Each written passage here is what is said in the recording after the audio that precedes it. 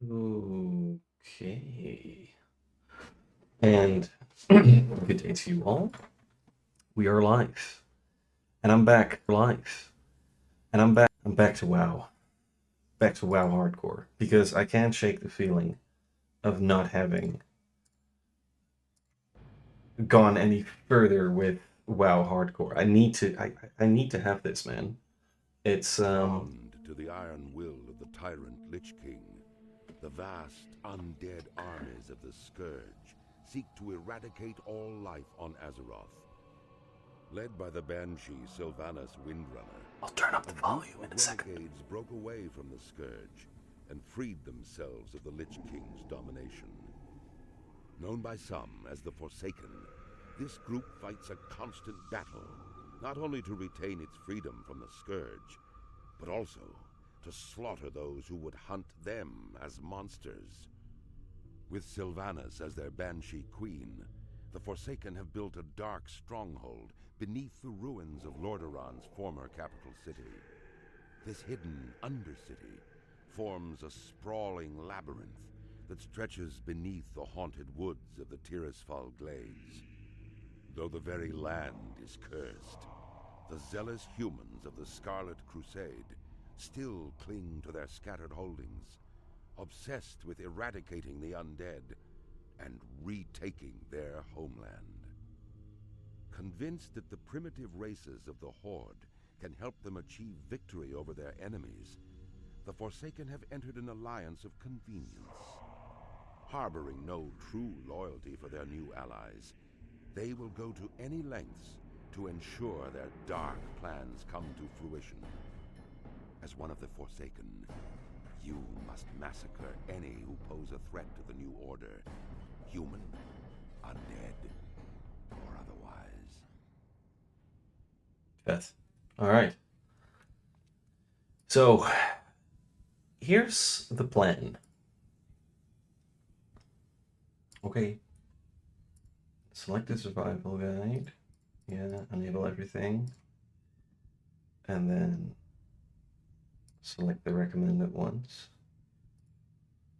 Yep. I'm not going to destroy the Hearthstone. And I'm actually going to talk with you about... I'm actually going to reflect on the last time I played WoW Hardcore. I played a mage as well. I'm going to stick with the mage because I actually enjoy the class, and I think I can utilize the class way more.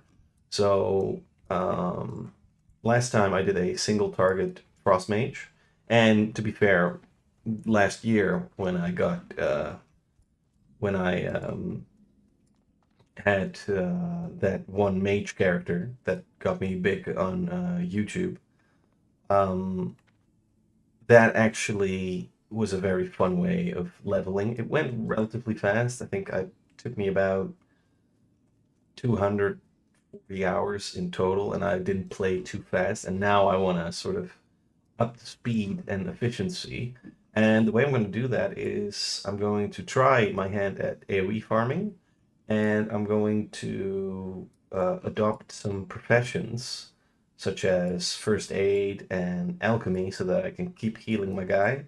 And then in the meantime, I think what I'm going to do is I'm going to make a case of having either high intellect or high spirit so that my mana regeneration goes up and I can always attack.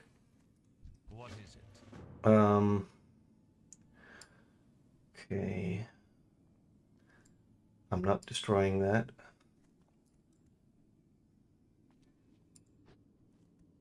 And let's go.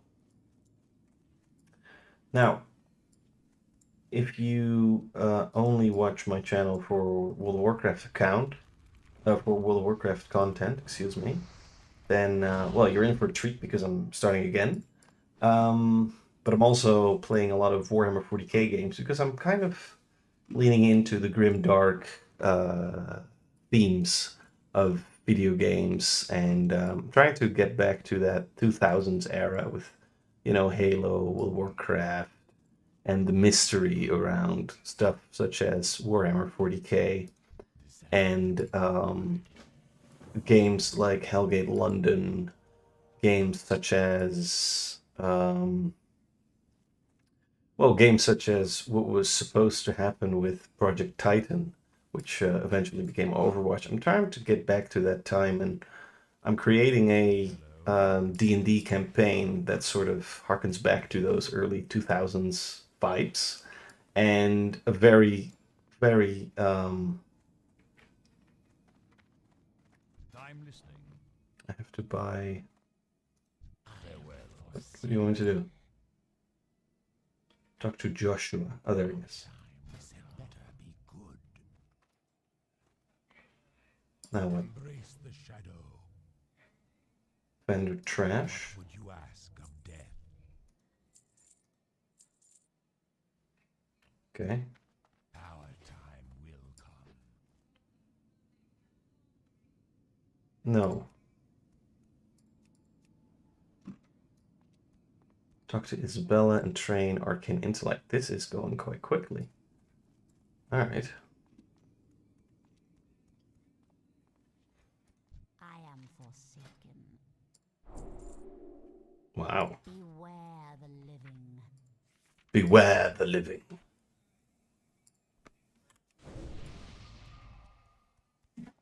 And I was fucking burned out after that character died. So now I'm back to playing WoW, but I decided to go for Undead because that's the only race that I don't really know. Above that, I have never leveled a level 60 Horde character.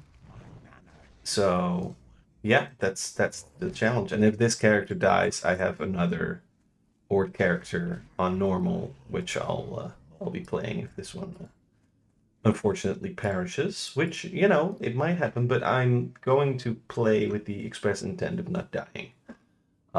That's something new. So yeah. Anyway, enough talk because man, guys, I'm really tired. I have to say though, I had a very productive day today. Had to call the garage, need to do some gardening, and had to look after my cat. And I actually sort of planned all those little chores like I would like I would do a questing thing in WoW. Like right now, I'm using the survival guide because it's a pretty good one. It goes up till level 20, I suppose, and from there, I want to do it on my own.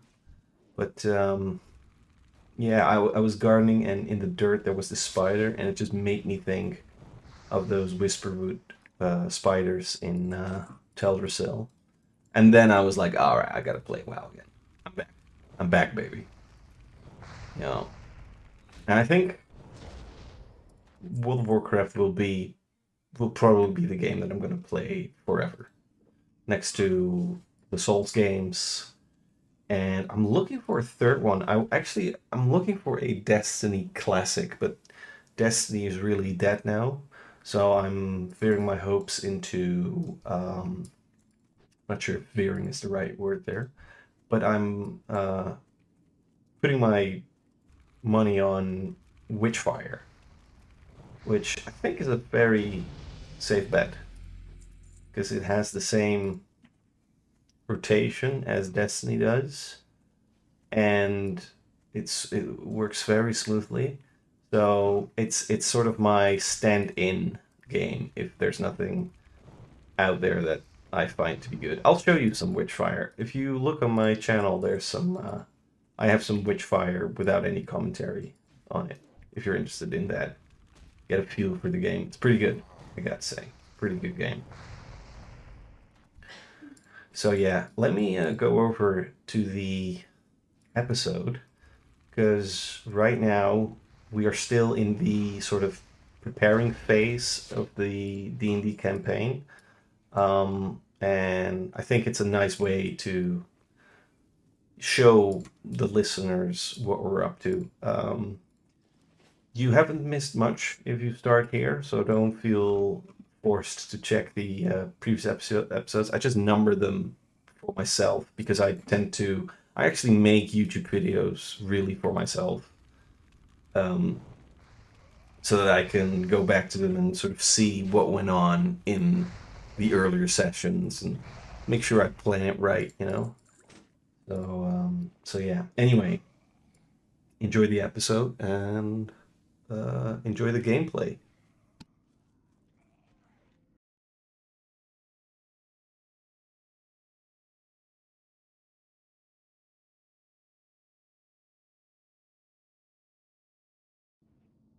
Uses warp stuff. I think it's Gregor.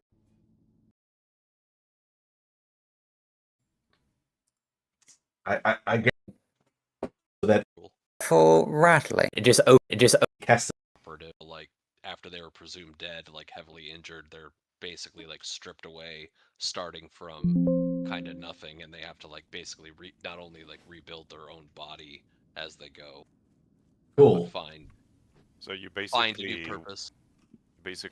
started out as almost an indentured servitor, just that you served as a for war instead. Yeah, kind. Yeah, I mean, not as a Yeah, servitor. like but trained to be. Yeah, and like Not enough mana. I don't know, maybe like experimented on, you know, a maybe Mm. something new like that. Skitarii experimental version. Yeah, something like that. I don't know. I mean, it's 100% believable in the Warhammer world. It really is. And what about magic? Does he use that? I don't know. That's Like, also I a question because I know you as a player a little bit. Yeah. I don't. If I was going to be doing the character concept like that particular one, I don't think their class innately would have magic. Like, I think I would probably choose operative. Mm. Maybe mechanic, depending on kind of how I feel the class features synergize with the backstory and what I want to do.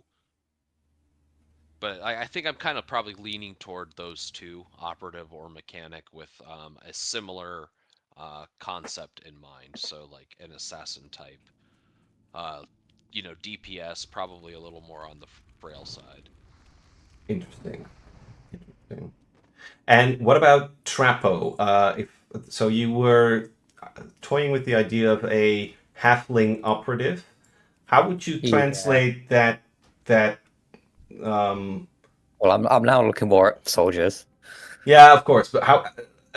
If you would say a halfling, how would that translate into a 40k-esque world? I mean, this is the beauty of D&D. We get to In a 40ks world, it'd be the rattling abhuman. Would be a halfling. Yeah. See, just sort of a variation of humanity that's sort of been changed by their home world. And would you support that narrative? Would you like to have that also be cast upon you as a player? I mean, yeah, it makes sense that you have different sort of like you have heavy gravity worlders where they're a bit sort of short and stocky, which is how you get like the dwarves. Yeah. Just because they're from like a heavy gravity world, and you have halfling. Actually, why were the halflings short in or rattling short in 40k? I don't remember. All I remember is early on in the lore, the rattling homeworld got devoured by Tyranids. That is a good hook for your character. Can you? What are the variations for halflings? Because I could still just keep. You know what the cool thing is? You could be a halfling soldier, and like power armor still solves all the same problems because you get to use the size of the armor and the abilities. Like for strength and everything, you use the power armor's strength instead of your own. Same thing with You need a minimum strength 13 to wear power armor, so I'd have to have at least that much. But yeah, I mean, to be fair, I do love the idea of just like this massive hulking suit of power armor just sort of walking into a room, everyone's seeing them for the first time, and then it just opens and there's like 4-foot halfling just like drops out onto the floor. And he's Yeah. like half the size of their armor. Could also be a League of Votan. That's an option. Yeah, that's true. Well, I think they're like the space dwarves. Yeah. Mm-hmm. That's early Warhammer, right? Yes, but Well, they have no, introduced it to the setting Yeah. again, actually. Mm-hmm. Yeah, yeah, rogue trader essentially. The League of Votan. well, Leagues of Votan are back in new law.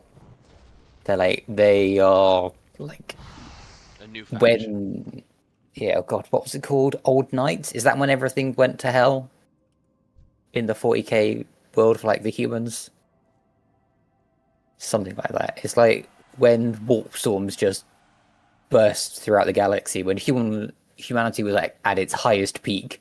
They had like mastered all forms of science, and then suddenly warp storms everywhere. Everything goes to hell, all the planets cut off from each other. And then the Leagues of Votan they were like in the center of the galaxy or towards the center of the galaxy where it was all super rich in resources.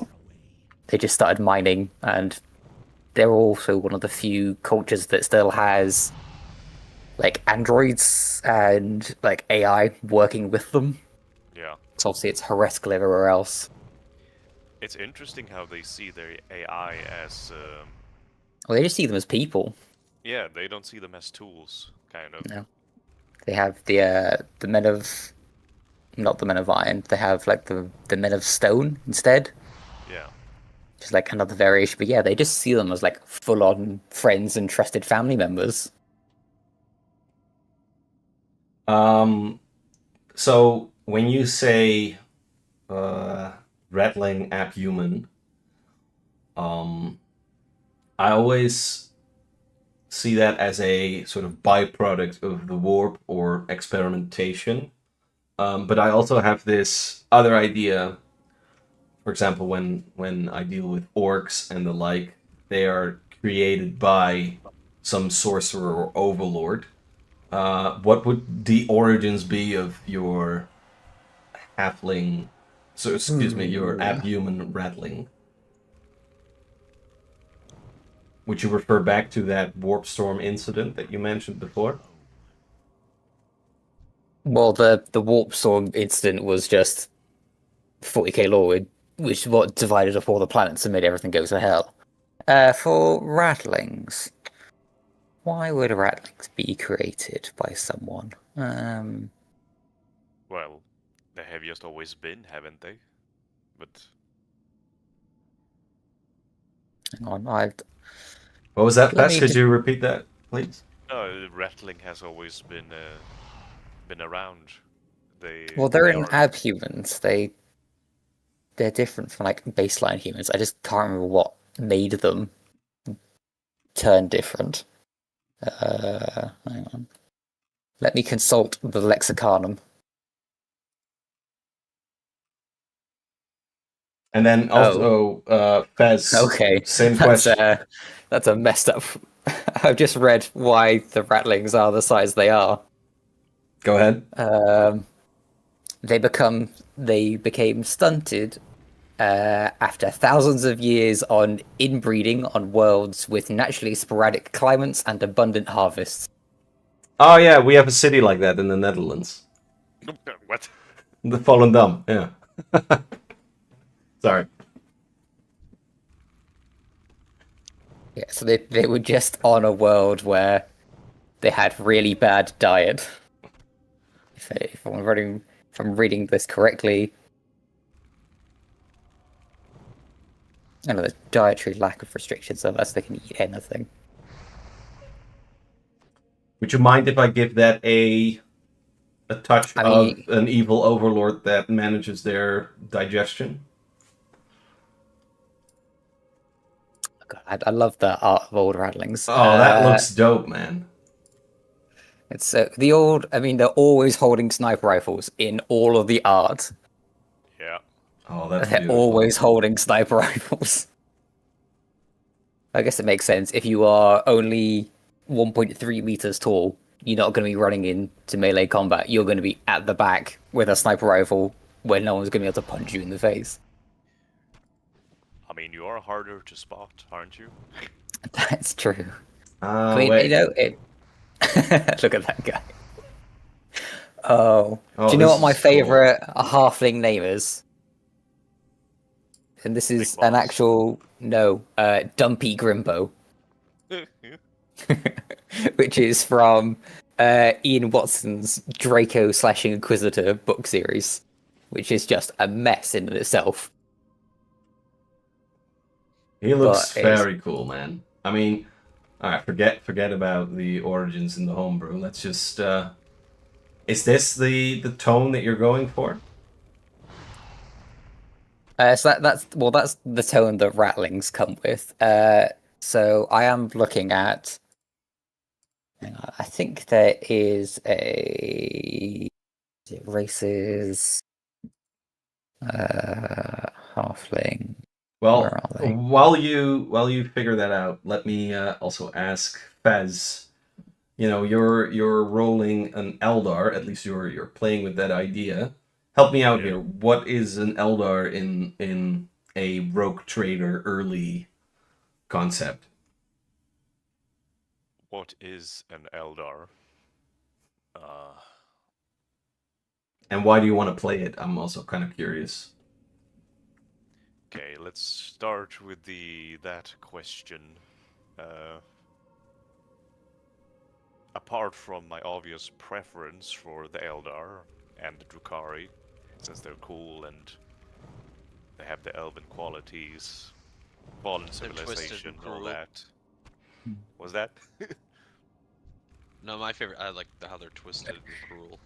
Yeah, Drukhari, that is. They are seen as this something exotic or foreign to the Imperium, which I find interesting, and I guess I kind of like that dynamic and kind of to be perceived as such. You know, like playing the Eldar, which is okay, you have the Eldar that helps the rogue trader, and he knows all this stuff about, I don't know, Xeno-related stuff or the war, Yeah. because they are psychics, so, or psychers. So, yeah. Are you seeing what I'm kind of getting at here? I am. Yeah. I'm trying to.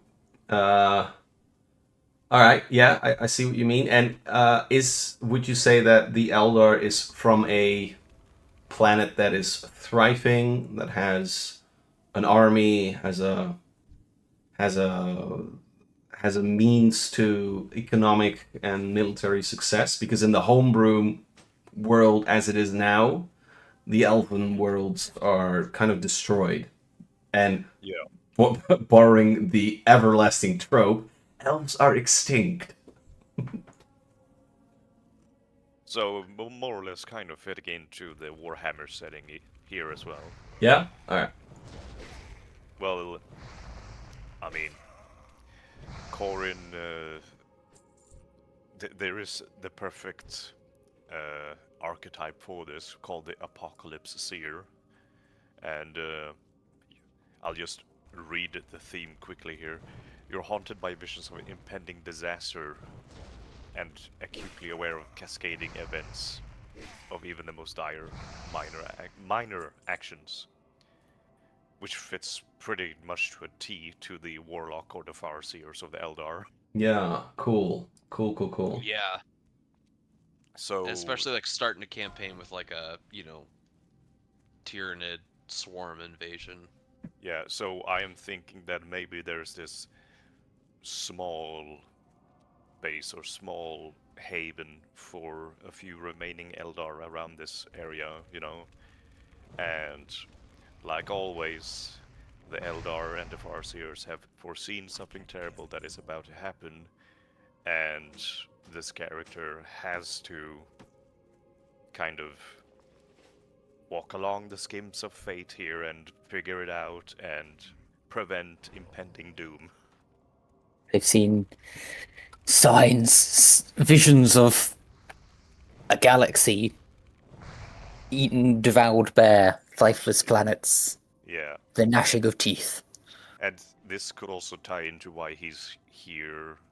Maybe he was a part of a rogue trader crew, but he's maybe also here because he can basically tell everyone that, hey, if we are not gonna work together to fight this threat, all of us are gonna die. Sure, makes sense. I have seen it. I've seen it. Is that how you win every argument? Mhm. I could pull it out, yeah. It is your turn to do the washing. I have seen it!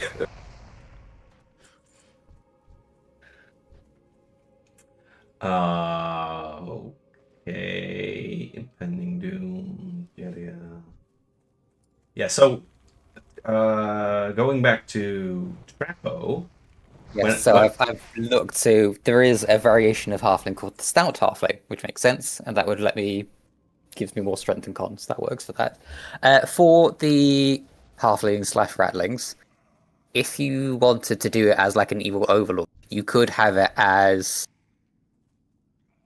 like the world they are on is sort of very much has like a class divide where you have the ruling elites and then you have the halflings who are seen as lesser and are physically stunted due to like not getting enough food like over the many generations. And the majority of the halflings live on that world. They cannot escape it. They're not allowed to leave. But some do manage to escape by like sneaking onto ships that like come to trade with that world. And have like escaped out to the galaxy and now they like make them a living for themselves. Yeah. So like there was a rebellion or something, and they broke out. Yeah, so you can have a rebellion, you can have individuals just escaping on starships as they come to trade with the planet. You could have they could have been the planet could have been controlled, and then there was a revolution. They managed to free themselves, and now slowly spreading out to the galaxy. Would you encourage that narrative for your character? Well, it depends which way you wanted to do it. If you wanted to have it, you could play it one of two ways. Either the planet is still the rattlings or halflings are still very much oppressed on their planet, and only a few individuals have managed to escape. Or you could have it as there's been a revolution on their home world. They're now finally free, and some of them are now taking the chance to go and explore the wider galaxy. Yeah. Either way works. Depends which way you want to do it for the lore of your universe. Yeah, I would say the latter one works best because it gives a static start of the world despite the Tyranid invasions.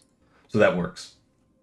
Sure. So they were oppressed, imprisoned for a long time in their history. Their planet has recently become free, and they're now sort of individuals are slowly leaving the world to see what's out there. Yeah, and they were oppressed by the big bad guy that I had run in the previous campaign. It's just nice to have those lore bits solidified so that we have a world to work on. Who was the big bad in the previous world? That was a wizard called Molnath the Drifter. Sure. He was crazy. He was fun. And I mean, yeah. Yeah, I think evil wizard imprisoning a world, not treating the people well, so that. All right.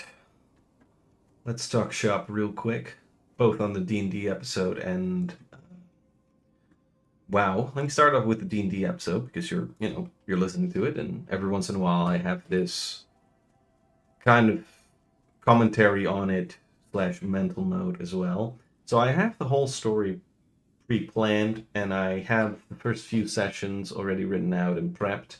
The setting and the major NPCs are a factor now. All that is left is trying to make various encounters quite heavy on consequence, and I also need to make an economy. Now, what I was thinking is I'm going to create a hub with various NPCs that hand out these items, and that's going to be the hub throughout the whole game. So it's going to be like the Nexus in Demon Souls, or the Roundhold in Elden Ring, or your capital Undercity or Ironforge in WoW. But the weapons that are being made or are sold are tied to alignment. So there are different factions in the homebrew campaign, and people in those factions adhere to a certain philosophy, and that is also translated to their weaponry. So what I'm going to do is I'm going to sort of post this whole idea into probably ChatGPT and see if it can actually do this with reference to the archives of Nephis and RSAD. These are sort of the open source Wikipedia pages for TTRPGs such as Starfinder, Pathfinder, D&D 5th edition, and you can definitely generate interesting things from there. So I will make a longer video about that for the later on, because we're still in the prep phase. And right now I'm going to cater to Tomb Cheese, our heroic mage, because he can finally learn Frostbolt, and then we're going to set up this whole character for the first few levels, okay? Yeah, give me that. I'm listening. Give me the flax. Do not see. Cheerio. Yes. Yeah. Frostbolt, please. Okay, now we gotta sell some shit so we can also do the Conjuring of Water.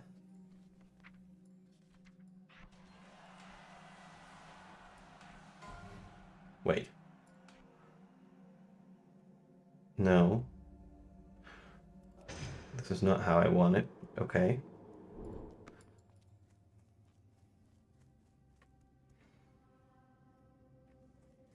What now? Okay, so here we have Armorer. We're looking for a Herbalist. We're gonna want to do that correctly Have exactly what you need. for a change. I definitely need to add more of these sort of cockpit sessions with my hardcore characters. You need to plan. You need to sort of prep and do some little bookkeeping before you set out into the world of Warcraft, and especially if I'm playing Horde, because I don't really know it all that well. There are still surprises left in this 20-year-old game.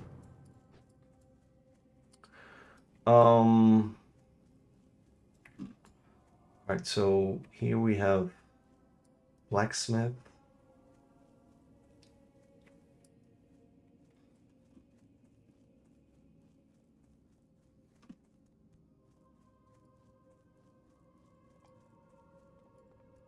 All right.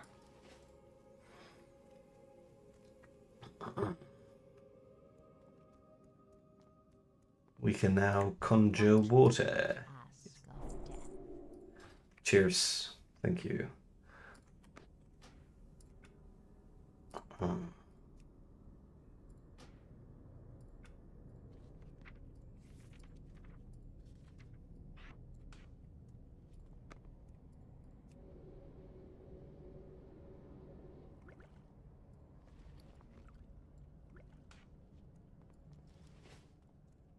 All right.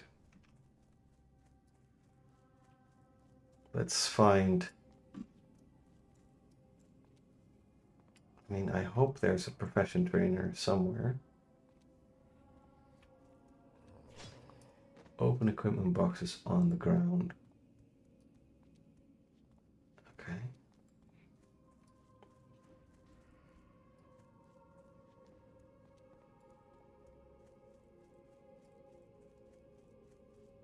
There we go. Need to open 6 of these, right?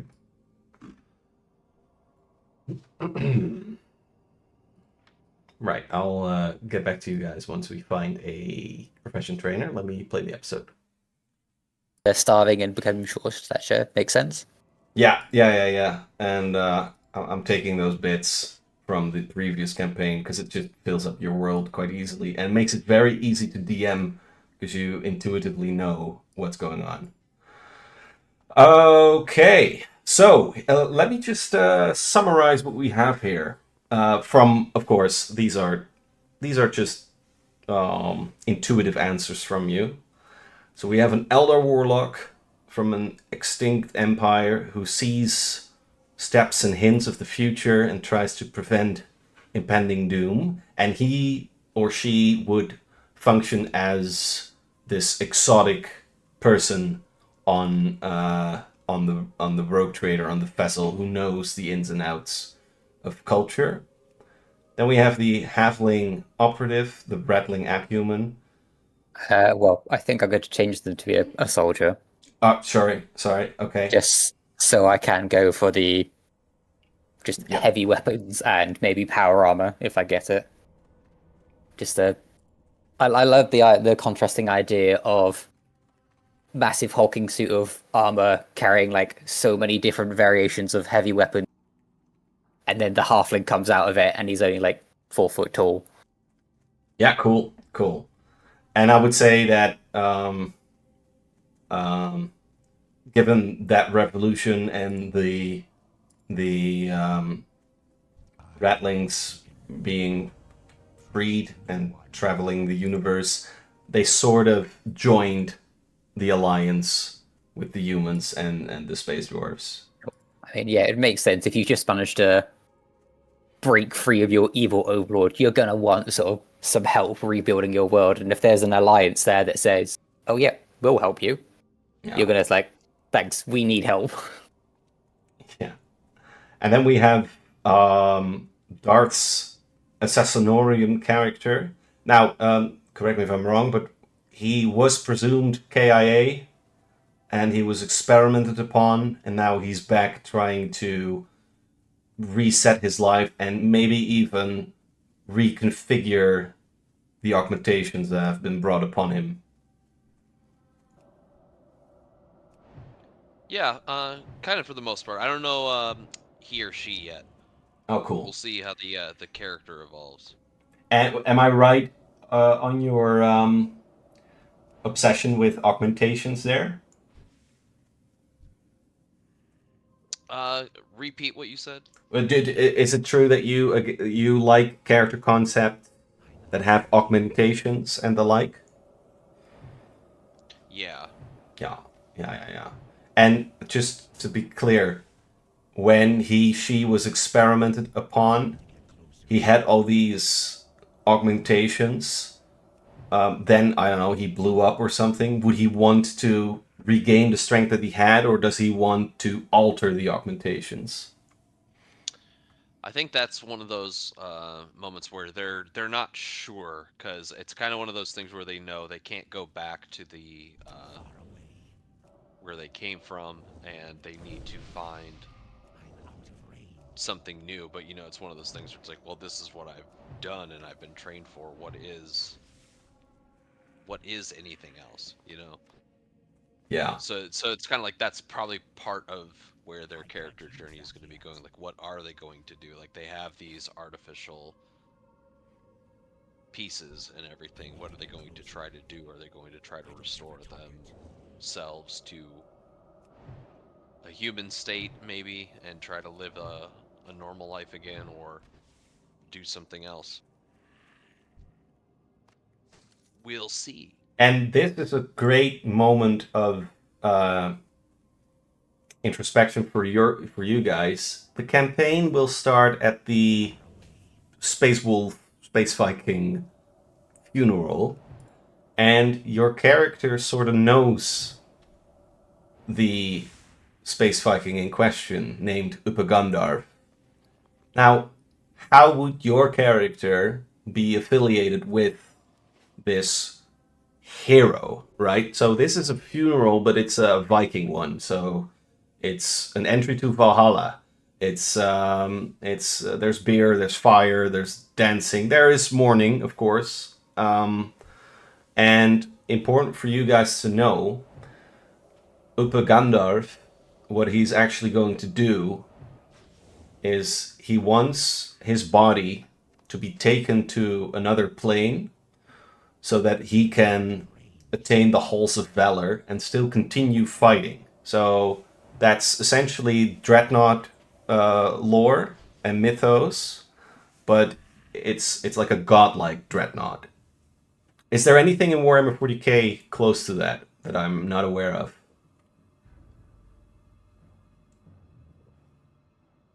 Like the sense of a super dreadnought or the sense of Valhalla. Yeah, those two together. Well, I there's mean, 'cause if there's you're very talking much about, like- Valhalla. Yeah, like a dreadnought, like Space Marine dreadnought. Yep, yeah. Well, I mean, I know they're not technically the same thing, but knights and titans are often referred to as god engines. Yeah. Yeah, those are like massive suits or like walking robots piloted by someone. That's what they call a war machine. Yeah, I mean, there's very much the sense of Valhalla for the Imperium, just like throughout, because everyone, like, you fight for the God Emperor, you die for the God Emperor, and then when you die in the mortal realm, you go and join him in the afterlife, and then fight against the other Chaos Gods from there. And you have like living saints, Yeah. which are like I people think- that have died and they've been brought back by the will of the Emperor to continue fighting in his name. I think those Bulk of Enrica Space Wolves even have this belief in the Warhammer 40k about essentially a Valhalla. It's sort of Legion of the Damned as well. Right, yeah. So where these people are fighting, whenever like members of the Imperium are fighting and things look dire, sometimes like these flaming armored warriors will appear to help carry the day. Cool. Yeah. So, as this guy is having his funeral, he will sort of choose his guardians to bring him to that Valhalla thing, and somehow or another, the player characters will be selected to either serve on the vessel, or maybe they are even these godlike creatures. We'll have to see how that works, but it would be cool for you guys to figure out a storyline. Like, how would your character know a space wolf like that?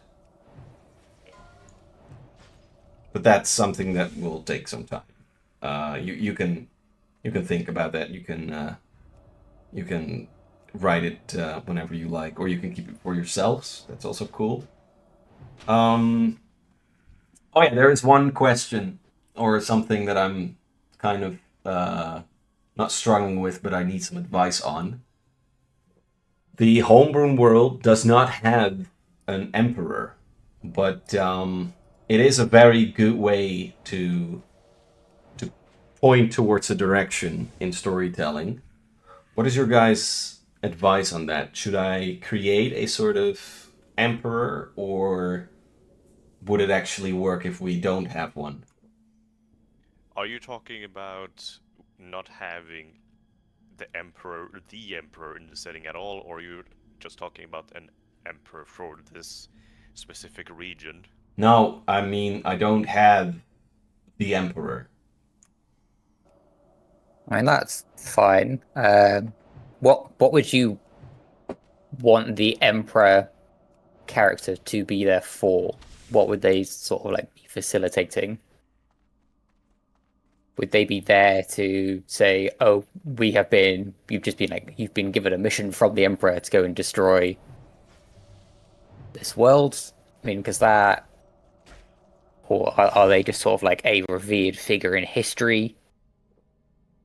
Yeah, I would say I would always refer to the emperor as the god emperor. So that messianic, how do you say that word? Messianic role of the god emperor that points chivalrous action towards direction. But I will say this: the only reference that I have towards the god emperor is from early Warhammer, which was also affiliated with AD 2000, is that the goal of the God Emperor is to create a higher being from humans. Now that is something that I'm definitely working on in the plot narratives. But there's not a emperor as such, but I could, of course, ingest that messianic lore. And I don't think they are, and as heretical as this may sound, they're not sort of necessary. Oh, he said it. I know. He I know. said it. Burn me, you could burn me with the heavy flamer later. Skulls for the golden throne. Sorry. Oh, skulls for the skull throne is Khorne the Chaos God. Yeah. I think he knows. Skulls for the golden throne. I mean, there's a lot of that going on, anyways. All right. We I guess we I can. don't think they're needed. I mean, you can have sort of like you could replace the emperor with any sort of like early leader who united mankind in the beginning to strive towards the goal of becoming a physically superior being or literal just better version of themselves.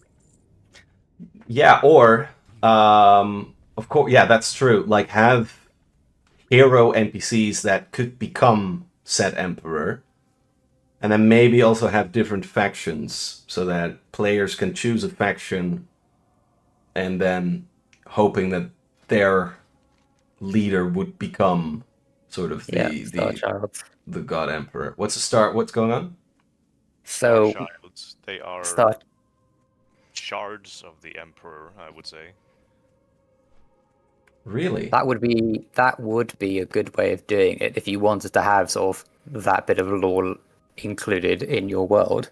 So when the emperor ascended to the golden throne, they over like the millennium, their like soul has split under the strain of what they were doing, and split off into these fragments called Star Childs.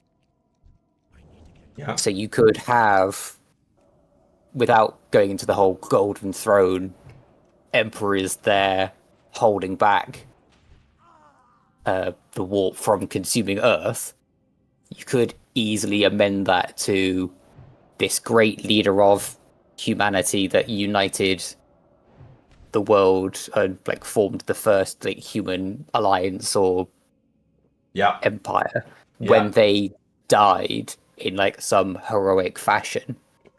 Yeah. I have whenever someone like another great leader comes up, they're said to have been imbued by like a fragment of the soul Of the Golden King. Yeah, of the Golden King, and they are called like Star Childs. Yeah. All right. I think I got it. That would work. Yeah. Yeah, so there's not an actual emperor in the Golden Throne, but you can easily have, because this guy was such a great leader in the past and he's looked up to by all the humans as just being like the originator of like their alliance or empire. Whenever someone approaching, it's not like a real cult of personality like Alexander the Great, when like modern day generals are compared to them just because of how brilliant they are. Which allows leeway for canonizing the old characters. So what I'm thinking here is, like Trapo is saying, we'll have these mortal legends that were once great humans and who have attained some magical ability which has produced said Star Childs, or perhaps they are still alive. We have a couple of NPCs from the previous campaign, but more importantly, we have these three characters, Corin, Rogar, and Destry. And I did mean to include them in there just for Trapo's background. Corin is Darth's character, and he was essentially a technomancer gone insane. And Rogar was a heavy metal Solarian dragon And then Destry, who won't be playing this campaign, but his character was pretty dope. It was a sort of rebel fleet leader. And now it's all in between because we've never managed to cover this, but the characters essentially went to the warp and back, which originated this whole Tyranid problem.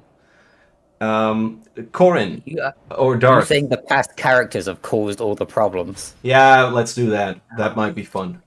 Those jerks. Corin. Oh shit. Darth. What are your thoughts on Corin? Have you thought of him recently? Every day, every hour. Every Right day before I I go to see that sleep. face. That's the thing about him when I wake up in the morning. I'm thinking about him when I have my lunch. When you do It's your like voice. the oh god, is it? It's the Spider-Man meme. Everywhere I go, I see his face, and you're crouched on a rooftop, and to the right of you, there's a big poster of their face. Yeah.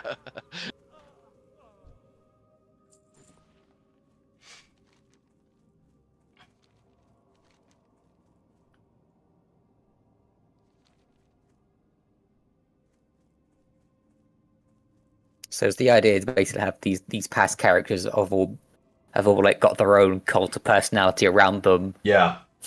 for their various specialities. Yeah. And then for the sake of revamping the homebrew and giving some closure, let's just do like it's 1,000 years after the event of. And then their entire character is canonized into the mythos, the structures and stuff like that. I made up some words such as Corin's Attempt. I was thinking, all right, that's a cool name for a place. And What And are that- they attempting to do? yeah, that's in between. Like we don't know, but there's like Corin's Attempt number 7, Corin's Attempt number 8, and I came up with. No, hang on. Is it the Crusades? What was it called? The Dark Crusades, Black Crusades? I can't remember whatever Abaddon does. Is Corin the one unleashing all the Tyranids?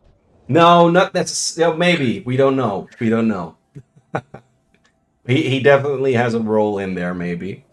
And then I also came up with Rogar's Rest because I just like the alliteration of that, thinking of that being like the occasional medbay downtime station.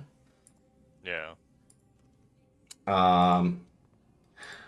And I just figured Destry being an age-old grandfather with a gray beard still being a sniper somewhere. Ooh, you know what you could do if you really wanted to just fuck things up? Go ahead. If they're a sniper, are they the one that's founded this this Assassinorum school? That Yeah. That would be cool. He was gonna do an orphanage, wasn't he? He was, yeah, exactly, Oh, yeah. exactly. has the orphanage been twisted into Yeah. assassin school? Oh Yeah. my god, that's so Oh no. Yeah, that works. That works. I mean, I obviously you don't have to go for this. I don't know what your characters were like. I don't know if they would do something like that. You're talking about a man who, like, he was a merc through and through. Yeah, it was. And of course, we have Lance, who will probably chime in and out of this one. But there's no telling of what character he's going to run. What? That can go either way. I'm not sure. I mean, he talked about running a Xenos too, but I'm not sure. He did want to make kind of a... I think he wanted to play an Eldar too, so we have these two Eldars that are kind of... yeah, Scandinavian elves. yes, exactly.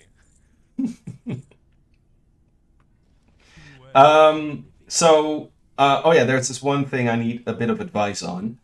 Because Warhammer 40k is such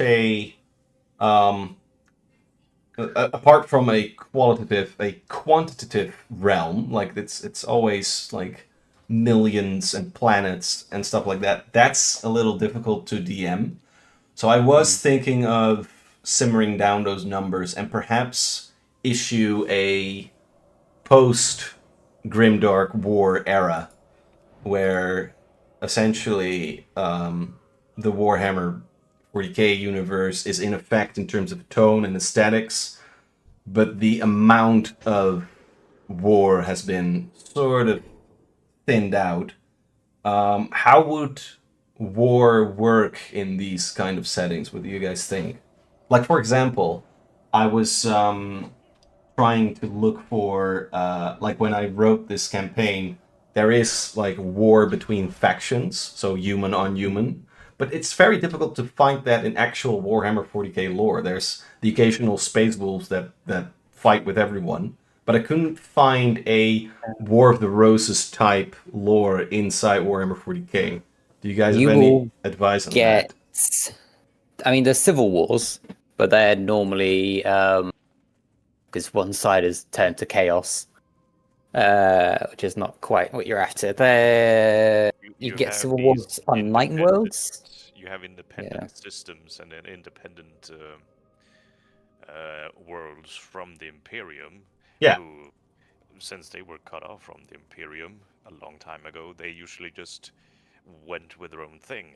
The And book, then- the Lunar like Wolves. And then when the Imperium came around the corner again, they were just like, no, we don't want to be a part of the Imperium. They were like, now you gotta, or Yeah. exterminatus. Yeah. Yes, there's a lot in the early Warhammer books. Well, the early Horus Heresy books, Yeah, where it's all about the Great Crusade and like the Imperium going out and finding these other human worlds and civilizations that were cut off, and some of them do resist, like becoming part of the Imperium. Exactly. So you have like the Lunar Wolves and the Mornifal and that stuff. No, so the Lunar Wolves are Space Marines that work for the Imperium. The Mournful was the name of the. Oh Jesus! All right, I have to stop you there because I'm in the second book. Well, I'm you really. you should know what the Mournful is. Yeah. That's just like a group of like advisors or whatever, or like a Space Marine chapter house where like they're all friends. That's not like a separate faction. No, but I mean, be careful with yeah, spoiling the Galaxy of Flames. No, that's fine. They do like throughout the books, and I think I can't remember which book it's in. Well, actually, no, I think literally in the first book they have because the first book is the one where it starts off with "I was there the day that Horus slew the Emperor." Yeah. So yeah, so in that first book you have like another human civilization that was founded and survived Old Night, and then gets into a war with the Imperium because they don't want to be reabsorbed. Yeah. So you could easily have like one of the human factions is like an expansionist empire. Yeah, they want to like unite everyone. The thing is, the Imperium is it's a pretty strong, rigid faction. There's never like an in-war, like an implosive war. It doesn't seem to be like there's a faction inside unless one I can they think go of. on the chaos thing. No, so there is another one. There is one example I can think of. God, I can't remember what it is. What's it called? This is in like the 41st millennium, so like after the Horus Heresy. There was a there's like a chapter of Space Marines who were out guarding, whose like responsibility was to like guard this frontier sector.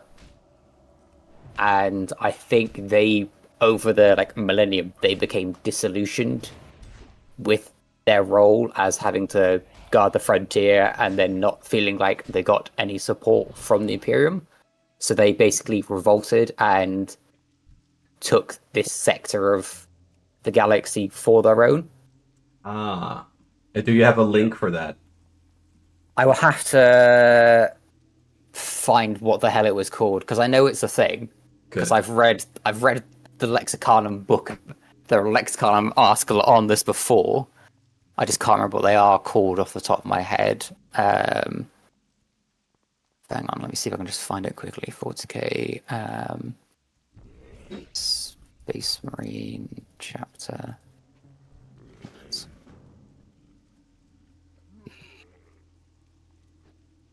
Imperium. Rebel Space Marines.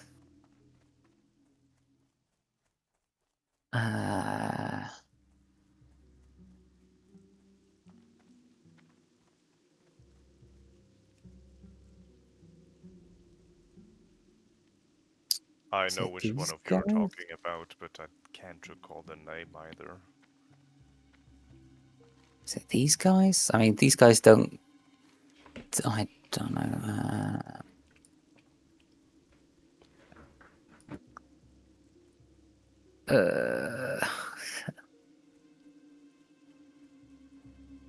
Hey, no, don't want to do that.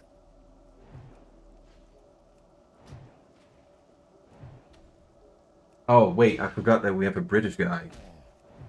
Hello, yes. Yeah, no, I'll have to because I I included like bits from the Wars of the Roses inside the campaign, but I'm pretty That's fine. sure I called the place Spossworth, as in space Bosworth.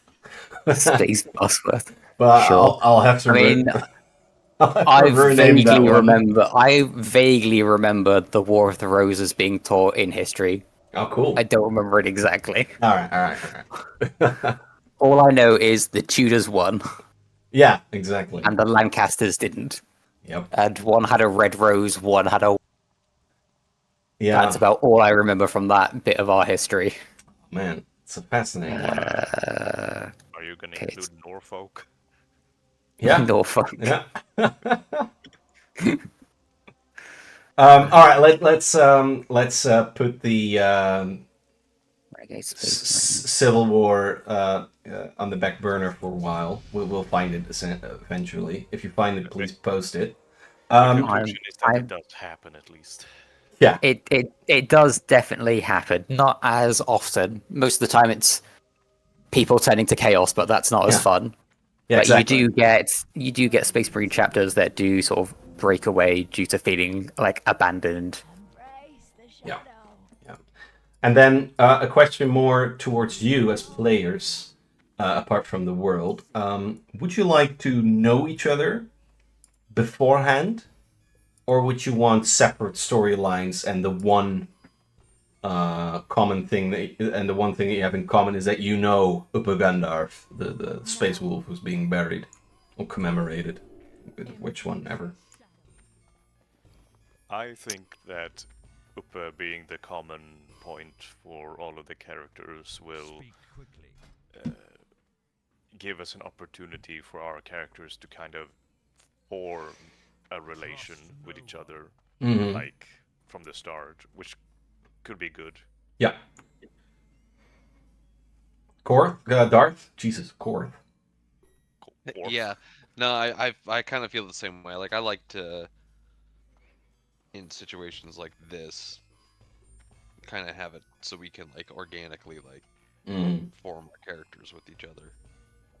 like it could be possible there have been some exploits of Upa, and these could be well known, and one of the characters could maybe say, well, I was there when he did this, or the other one, I was there when he did this. So That's a good idea. Yeah. there has been exploits or events happening, and everyone could be aware of these things, but maybe not that, oh, you were there. Yeah. Yeah. Feel free to make up whatever you have there. I think you guys know enough about well, especially Warhammer 40k, but also kind of meshing it into the homebrew. That's cool. Trepo, any thoughts on this? Yeah, no, I think that works. If we all knew this character, but never sort of because we were there at the same time when we were doing stuff with them, but we were all sort of a part of his adventures every now then can relate.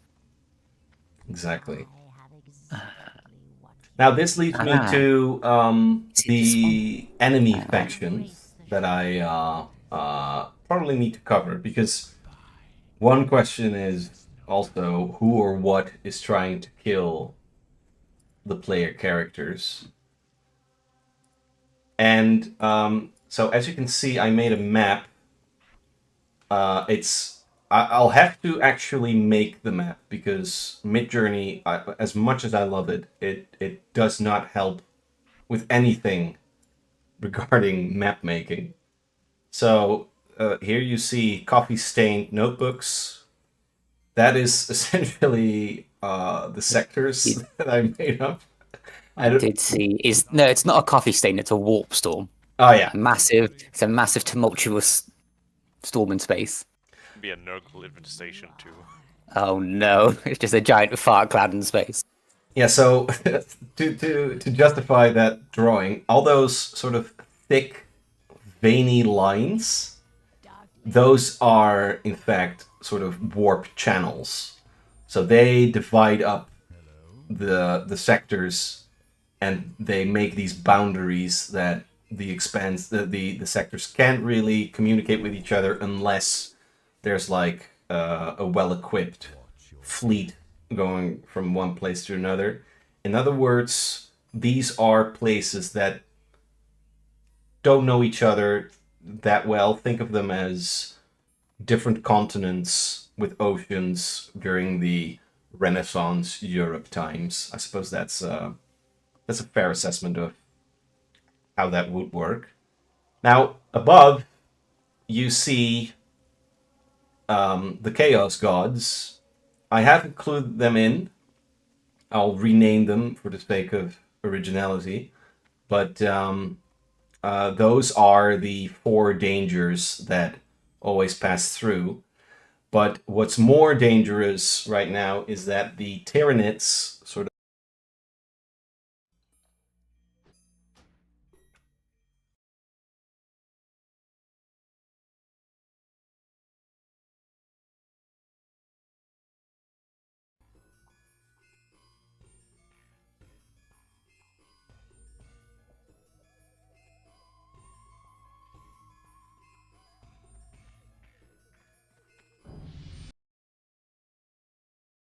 travel through through the multiverse and through these tendrils, and they just wreak havoc on every sector. And the status quo of most of these sectors is that the Tyranids are attacking. But that's not all. There are different factions within each sector. So let me quickly go over them. We have the Phantom Fleet, which essentially is followers of Nurgle. You can definitely call them like that. Then we have the Torquerat Demons. That is where we actually left off the previous campaign. Corin locked up the demon Pazuzu from Starfinder into the Drift. And essentially I tried to ripen that idea. Like, what if a demon inhabits the warp? And essentially that means that there's this whole demon infestation to a big part of the sector. And then, of course, we have various other problems. But the beasts and the monsters that are trying to kill you are mainly those 3 things. So it's the Phantom Fleet, it's the demons of Torquerat, and it's the hypermites of Ishtar, Donofra, and Konar. So there are 3 insectoid factions in there. And then, of course, there are the local issues that we have that will show themselves as we go. Now, are there Local news. are there any enemies you envision for your character? I managed to find the thing I was talking about. Oh, yeah, cheers. you did. Called the Badab. the Badab War. So it's basically just when one of the leaders of like the Space Marine chapters, who was in charge of protecting one of the sectors, basically became a tyrant of that sector and eventually rebelled. It does end with them fucking off into the warp and turning to chaos, but you don't have to do that bit. You can just have the conflict as ongoing. Yes, sir. If you wanted to just drag and drop that into your world. I recalling our previous campaign, Corin did seal the demon, quote unquote, but he also said he were to walk as a mortal, if I recall right. Yeah. Here's an idea that Pazuzu. You played the Diablo, right? Of course. So the Wanderer, you have this kind of Pazuzu style wanderer in this galaxy, and wherever he goes, it just spews forth demons and these nasty things from the warp. So he could be like a walking calamity. Cool. And sort of insidiously make men corrupt and thereby summoning chaos. Yes. Yeah, I like it. I like it. That's cool. Yeah, we can definitely work with that. And then, now when I say Phantom Fleet is essentially Nurgle, that, of course, that is a quick reference to the Warhammer side of things, but in Homebrew world, that's where the whole miasma thing went down. Yeah. So that will also be a thing there. Is the miasma something from Starfinder, or is this something from your homebrew? It's from my homebrew. There are like 9 minerals that make up the economy of the homebrew world, and they also have properties for gameplay, most of which leads to addiction and problems. Fair enough. All right. I think in terms of intuitive answers, I definitely got enough. There's just one thing that I just want to ask you guys. I need to make some cultural considerations for this game.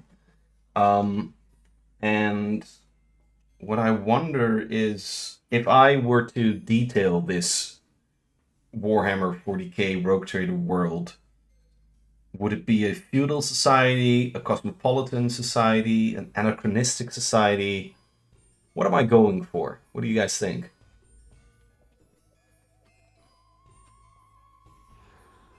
I mean, you could have a mix of all of them depending on where you were.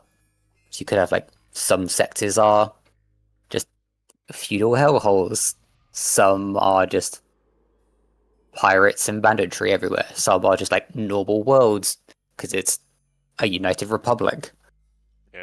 Yeah. Yeah, works. So also just have a mix of where you go.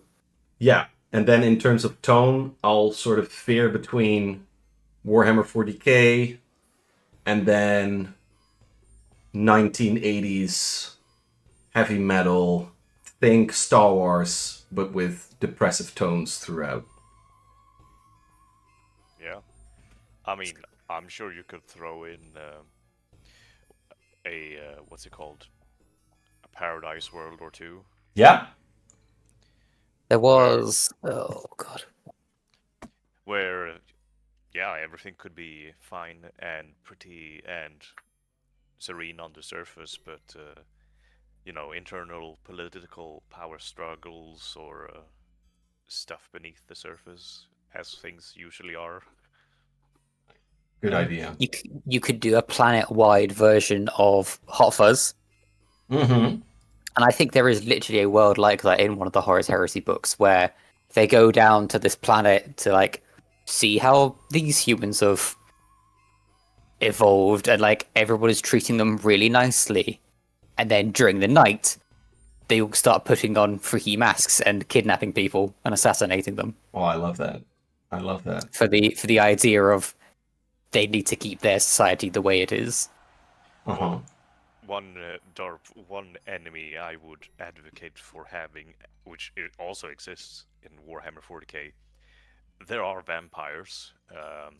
There are. Yes, so if you have this paradise world, like Trapo suggested here, everything is fine and dandy until night, where there is the hunting or the bloodletting. Yep. Yep.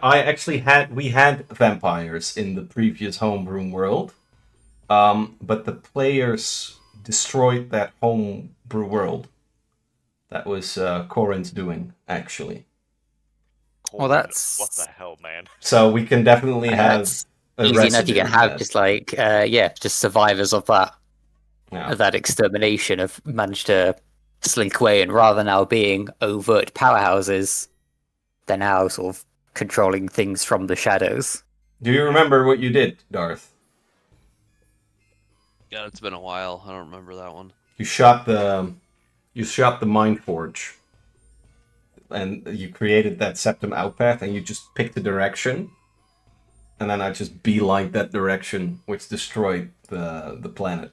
Oh yeah, I remember it was like a Cybernauticum thing, but Yeah, I exactly. don't remember specifying which. It I was just remember All the casually little blowing up a vampire planet. children were killed.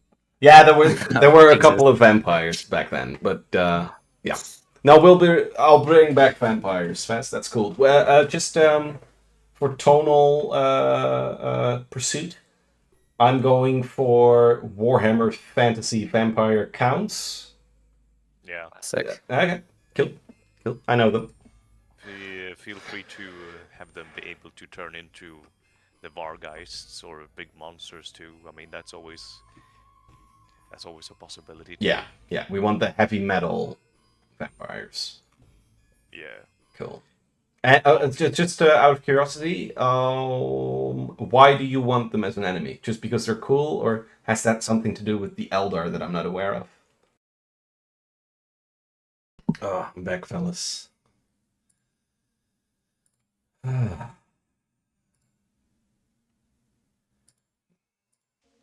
Man, I'm really entering a new phase of my life.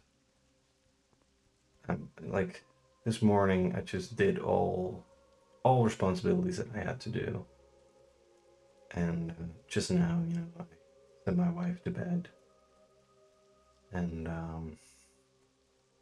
it's cool, man. She's pregnant, so we sort of talk. I don't really talk to the kid, It just, and I was playing Lord of the Rings music, so he can register sounds apparently. So yeah, we're really in that zone of let's just go through the whole Lord of the Rings soundtrack. I was playing him the Tom Bombadil soundtrack. Not sure if you know that one. That's a really good song. Essentially Tom Bombadil who's singing to the Fellowship, to the hobbits, really. I wonder, is Tom Bombadil in Lord of the Rings online? If he is, I'm gonna play it. Let's see. Does Tom Bombadil feature in Lord? Yeah, he does. All right. Well, now I'm kind of curious to play it, honestly.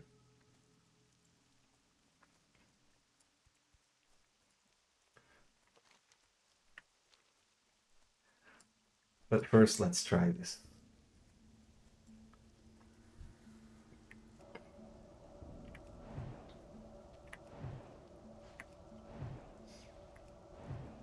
Oh, my int is not up. That spell isn't ready yet.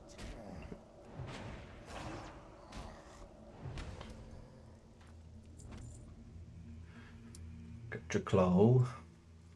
Peace bloom that's over here. Let me play the episode again. Oh, that's actually a good way. They could be age-old enemies Yeah.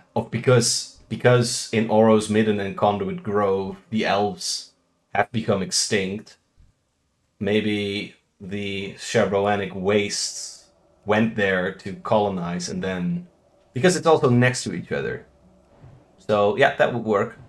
Yeah, cool. I was gonna mention it to you before. Maybe not have don't have the elves extinct, but certainly on the brink of extinction. Yeah, Like, yeah, yeah. Sure, that's cool. Um, because I want to be exotic, but I don't want to be extinct. yeah, No, you're not like oh, there's only like 1,000 elves left. They live immortal lives, but they never come across another one of their own kind again. Yeah. Okay. Oh yeah, just one more thing because I tend to have a internal dilemma as a DM. It's always like, how do I balance sci-fi with fantasy?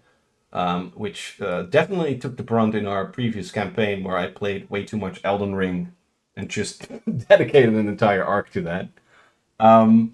When it comes to that Night Wizard Academy thing, I'm going to revamp that into a more Doom the Dark Ages kind of lore. So are you guys okay with fantasy as long as it's gothic and it does have a gun or two in there? I mean, you can have a Yeah. world that's full fantasy for all I care. Yeah. Do Have a whatever you adventure. want. I've never played Elden Ring, so I know literally nothing about it. All right. Darth, thoughts? No, yeah, I'm totally down for something like that. Cool. Then I'll also rework that into the world. Now, let's go back to my planning, because I think we're done with the intuition questions. Because what this does for me is now, because the way you guys answer, it sort of aligns the There will expectations be no to JoJo the... references. No, exactly. Yeah, exactly. It sort of No JoJo aligns. references. It aligns our expectations with the actual preps that I've done, and I think it's definitely congruent. I think that's the word. Now I have a couple more questions. The first one is for Fez. You wanted to have a little more RP moments, remember? Now, what would you advise as RP moments in a 40k session? Because I do mean to serve you there a little bit more and be of service as a DM. I'll give you an example. Yeah, say there is heresy in the campaign, and the NPCs look at you to act out justice towards these things. Would that cater towards RP in your eyes? Certainly would create the space and opportunity to have an RP moment, yes. This, for me, is the most difficult thing in D&D. You need to... Every encounter that you create needs to be solved with... You need to have the option to solve it with violence, stealth, skills, diplomacy, or magic. Like, you kind of need... Fuck. Oh, no. Uh-oh.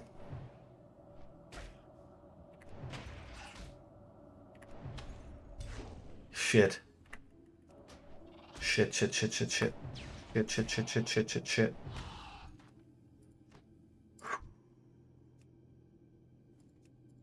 Gotta be more careful. Oh, Jesus. I can't talk. Let's just play the episode. It's all about creating the opportunity for it. Yeah. Exactly. So, I mean, yeah, it all comes down to how I, in that scenario, would roleplay and act it out, so... Yeah. And then I, as a DM, give room to the players to fill it out and react appropriately as the NPC. Yeah. And I think, I mean, you've been a DM for a while, so I'm pretty sure you know how to do this. But basically, cater to the characters' different backstories, their expertises, and their interests and agendas. Yeah. Just by doing so, you would create moments where they have the opportunity to roleplay or act out in accordance. Yeah. It's definitely the most difficult thing to do as a DM, but I can definitely set it up. You did it really well in the previous campaign with our characters. Cheers. Thank you. Yeah, it was fun. It's a fun campaign. Okay. And are there any RP moments that you can think of that would be befitting for Warhammer 40k? Because I've played all those games and I see most, like, I will admit I cried a little bit during Space Marine 2 with the banner thing. What kind of Warhammer 40k things do you and Darth and Trapo want to see RP wise?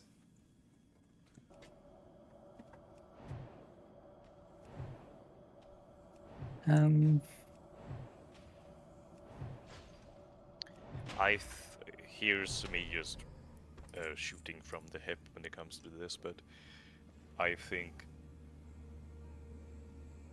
partly if we take my character as an Eldar or Trapo's character as a halfling or Corin's Mechanicum assassin, us getting the opportunity to sort of emulate or play those out. You know, I get to talk about the Eldar or the elves dying civilization, or how they do things, or how they are good at the warp psychers, or Trapos and his world that would been under slavery and his race. These create RP moments, but also just the typical moment with the banner that you brought up. Warhammer is full of these moments where it's like the last stand, or these testosterone-filled moments of just war. Yeah. So kind of a mix between these things, you know. I suppose that they do create good moments for RP. Yeah, gotcha. Counting, you also have like the trope of like, oh, you encounter like an enemy you thought long lost defeated. So using my character as example, if it was like you encountered one of like the lieutenants of the crazy wizard that used to rule the halfling or the rattling world. Yeah. And they're trying to get up to their old tricks again. You've now got to like put a stop to them because you know exactly what living under them would be like, and you don't want other people to have the same sort of experience. Or for the Eldar, the moral quandary of there's a situation where you either have to sacrifice a few members of your own kind or a large number of another kind, and it's, do you weigh your own species?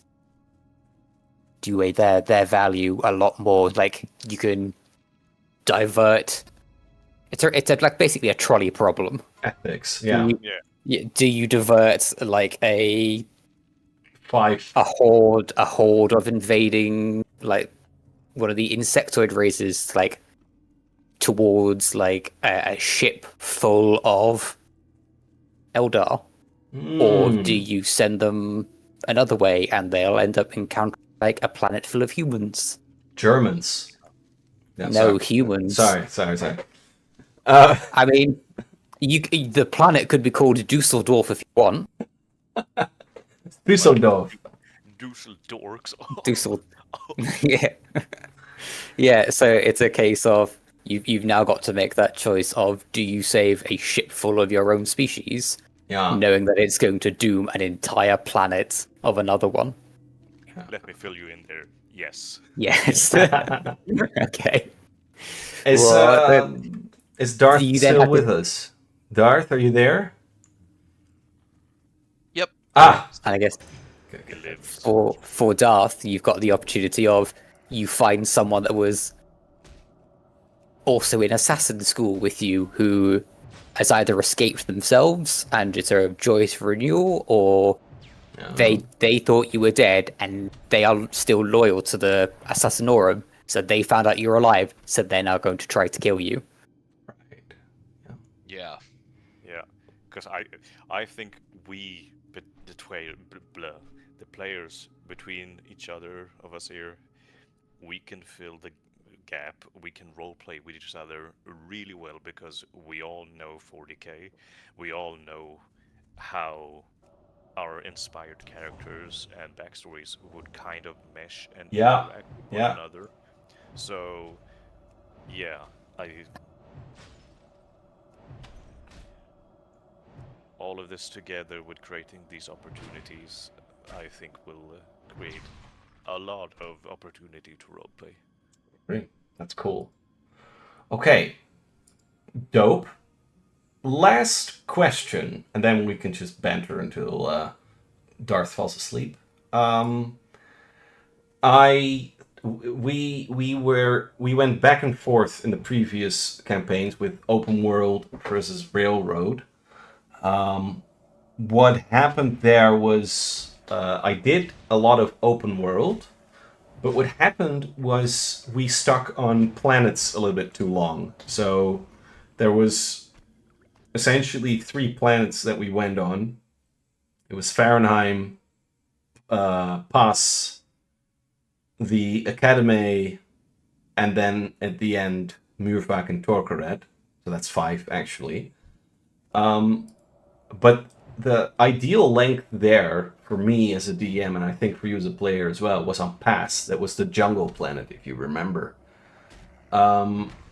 What are your guys' thoughts on having an open world versus a railroad? Because if we do open world, I'm all for it, that would also include some agency for the players to set out.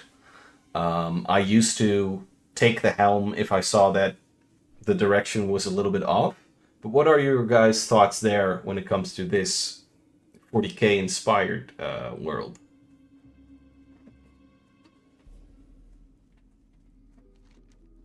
I don't know. As much as I like open worlds, for like tabletop role-playing games and stuff, it's nice to have somewhat more of a clear direction. You could do. Have you guys played FTL? Yeah. Yep. Yeah, I love so- FTL. You have the end. You have the end goal, but there's like different paths to get there. You have to make a choice between going one route or one the other. Both will lead you towards the end goal. Yeah, that's of course completely fine. And I already had those FTL networks ready. As you can see, I'm not sure if it translates well, but that coffee stained notebook, that's essentially the notes where you can go. So that would work, and I know what's there. So yeah, I suppose So that you works. just have sort of like, for whatever reason, you can only pick, like, you need to go to this sector because there is like a race against the time. Yeah. Speaking of Obviously- which, Trappo, are you aware of Void War? I am aware of Void War, the 40k FTL. Yes, brother. So when you were saying the Phantom Fleet, I was just imagining Void War. Yeah. Because you can, in that game, just recruit Death Knights and Necromancers. Yeah. Exactly. So the Phantom Fleet is just Void War in my mind. Just these weird, twisted hulks with weird, twisted people crewing them. Yeah, exactly. All right, so for the sake of expectation management, you can expect a Warhammer 40k world with definite tones of heavy metal and Sword and Planet type fantasy. I think we are all kind of in agreement in terms of the vibe that we're setting out for. So just so you guys know, I am reading the Horus Heresy. I'll be referring to Berserk references, Fist of the North Star references. I'm reading a lot of Sword and Planet literature at the moment. So that's Lynn Carter, Edgar Rice Burroughs, Clark Ashton Smith, those writers. So there will be definitely influences from that. And of course, the From Software games, the Dark Souls, all that. They will be included there. Japanese media won't be the overture, but they'll be subservient to the heavy metal Warhammer 40k tropes. So that's just so you know that if you want to chime in, if you want to get a feel for what we're going for, or if you can't have enough, because it's going to be a bit of a bargain for all our lives to join these sessions. But if you can't make it, but you still want to get a vibe, you can check out those things. And also, Trapo, just so you know, I'll become a dad quite soon. And Congratulations. thank you, sir. I don't know what will happen to my DM schedule there. So we'll just see. It could just be that it doesn't work anymore, or maybe I'll DM with a crying child in the background, or it will just be fine. We'll see Or there. you will just be very tired. Oh yeah, that could be a case as well. But that's the beauty of DMing something that's homebrewn. At one point, it's a lot of work beforehand, but once you've got it down, you just know what's going on. So I won't have to think too much, I hope. So yeah, that was in terms of the planning. Are there any questions from you guys? I have one general question. And that's literally how long are you planning on doing the sessions each time we play? We tend to do 2 hours, and it often reaches 2.5 hours. And occasionally it's 3 hours if we're really into it. It used to be very dependent on I don't know how Darth lives, but it's all dependent on how long he can stay awake. And Fair enough. And of course, other responsibilities that you might have on a Saturday morning. Yeah, you know. Yeah, how long can you keep this up, Darth? I don't know. I would like to wrap up myself pretty soon. Yeah, of course. Just for tonight, because I know we're not doing And that was the episode. Oh man, I'm looking forward to running it. It's gonna be so good. And it's gonna give that feel of fucking grimdark. 40k Warcrafty stuff. I gotta say, man, this starting area of the undead and the horde in general, that's more Warhammer. It's fun. I really like it. I like the undead faction. I've never really, excuse me, the undead race. I've never really paid much heed to the undead. I like them because of the beware the living. I like the voice acting, but other than that, I've never really understood how the undead chose the horde. But I love it that they did, because it kind of makes the horde evil, but also it's just really fun how the undead sort of mess up the alliance. Dude, why are you here? Like, I wonder, why are there farmers here? Let's check it out. This one is called Fields of Grief. Prove yourself to the Dark Lady, you need to learn the ways of the Satan. To the west, you'll find a farm. Humans invest the land like mold on a rotting corpse. And where's she at? Scarlet Crusade patrols nearby from their tower. Okay, so these are Scarlet. Right. Oh yeah. Okay, this is all Scarlet humans. Cool. Because the Scarlet Crusade, in many ways, is a little bit like the Imperium. They have a Xenos kind of way going about them. Too far away. Don't you think? I think so, yeah. Alright. And now we kill skeletal warriors. And then we're gonna wrap it up. Oh. Scarlet warriors, excuse me. Then we're gonna go back to Brill and wrap it up.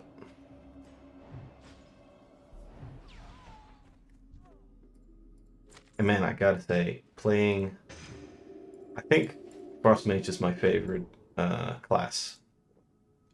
It used to be warrior, but I rolled a warrior on Classic WoW the other day and I was like, oh no, we're not doing this.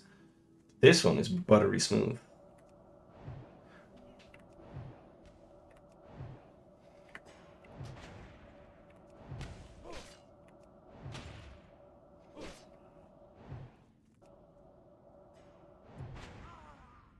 Shit. Got a belt.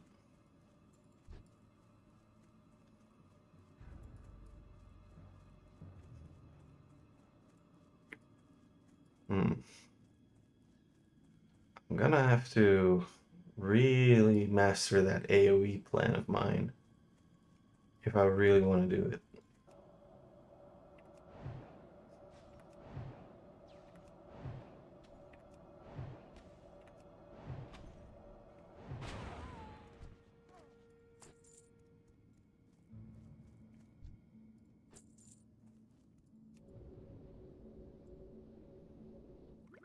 I mean, it is what it is now.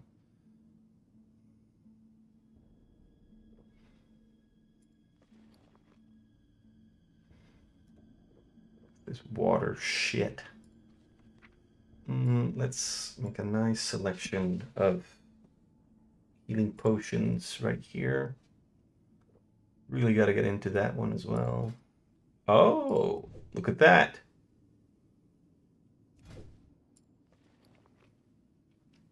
Now we definitely want that here as well. But there's never a problem. And apparently if you Frost Nova, then step back and then click that, it seems to work.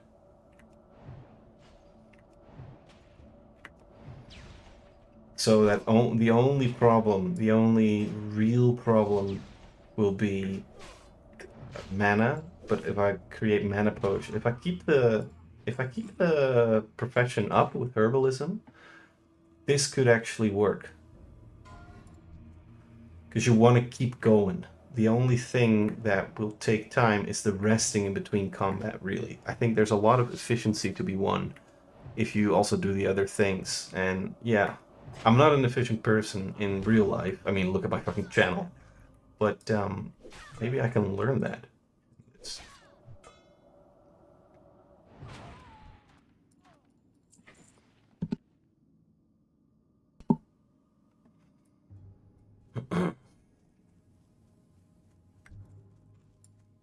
You're next. Oh, shit. Whew.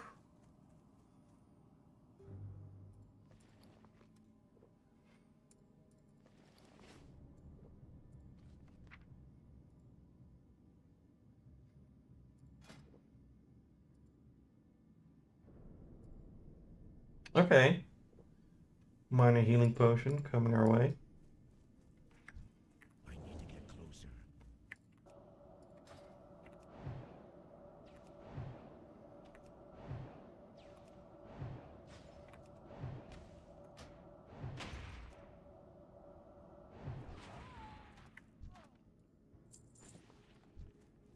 I'm out of range. Can I do 2 targets? My mana is low.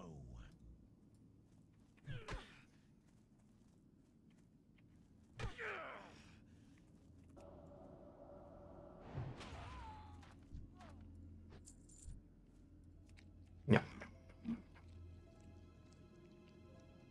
Eat her up. Nice.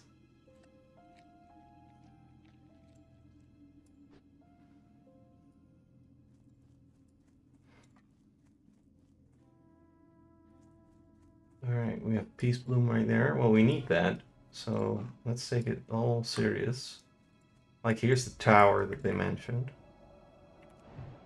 I'm surprised there isn't a quest attached to this. Maybe I'm just not aware of it.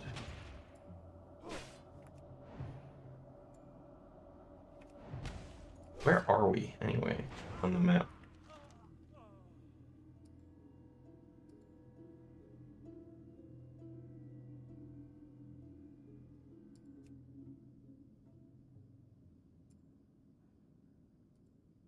Oh, wow.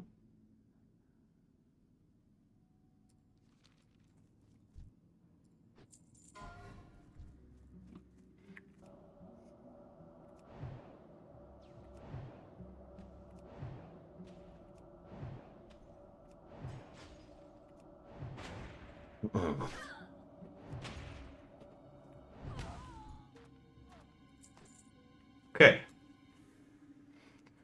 Let's do that. Oh, that's nice. Already telling me how to do this.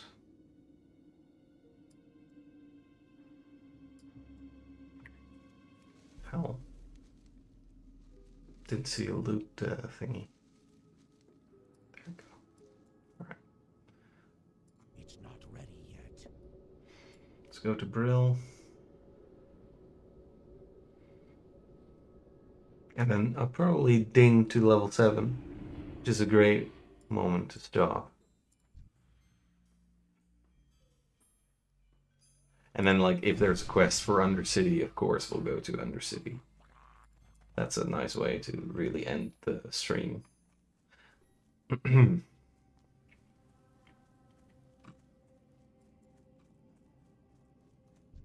ready.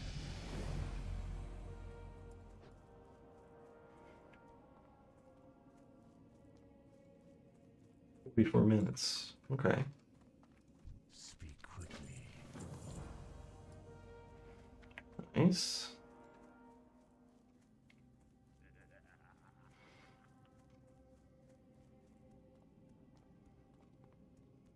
What would you ask of death?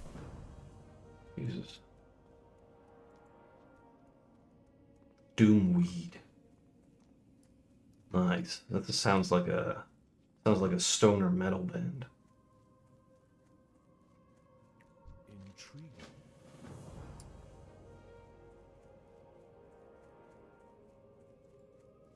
Travel to Razor Hill. Holy shit. Alright, cool.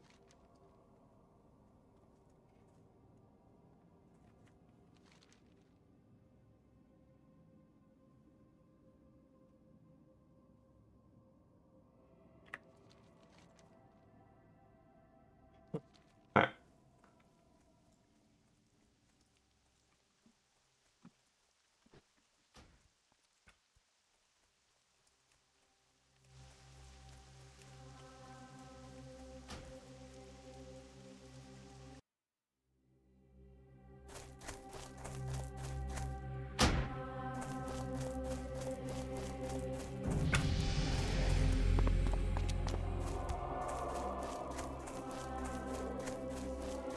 Speak quickly. Remember, patience, discipline.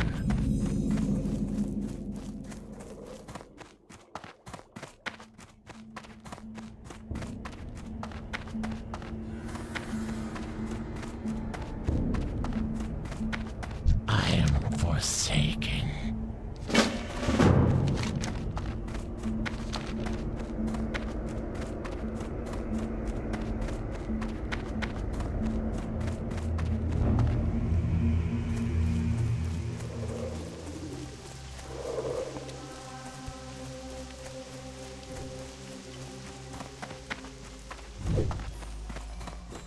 What now? Goodbye. Remember, patience, discipline.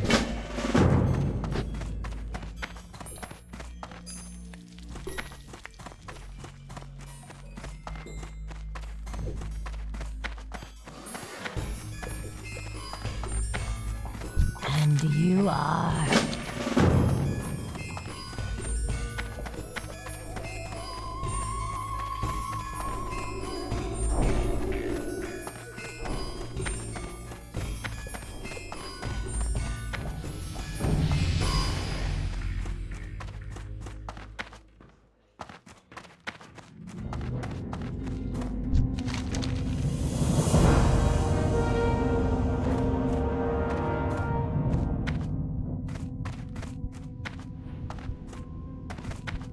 Nice.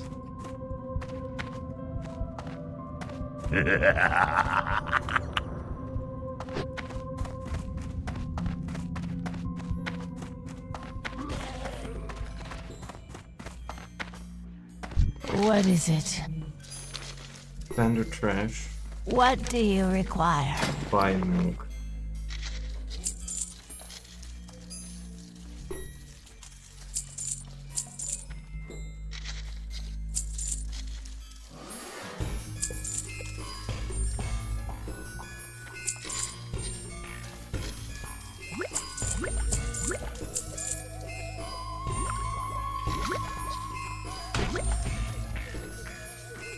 Embrace the shadow.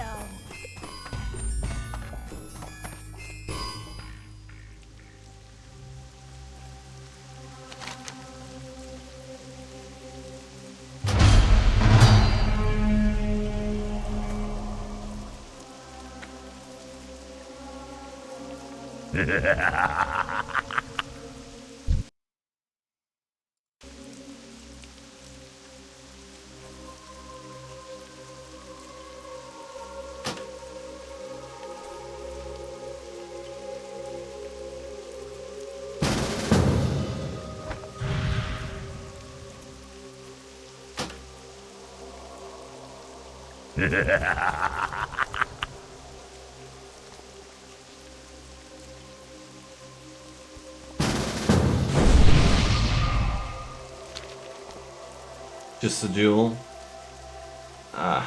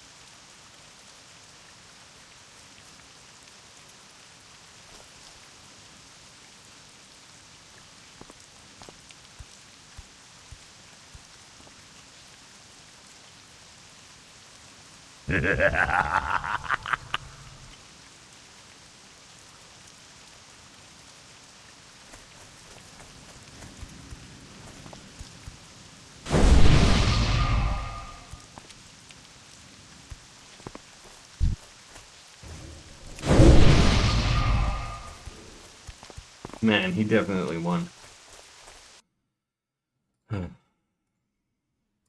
Alright. So the game tells me to go to Durotar, which, I mean, okay. I can do that. Look, Zeppelin's already incoming. So if we're quick...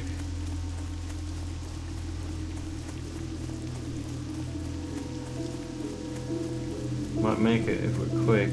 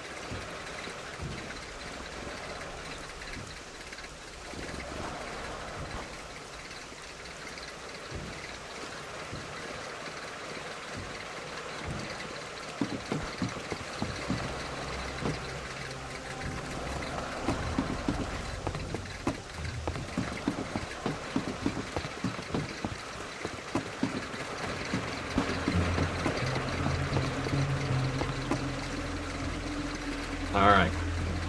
Here we go.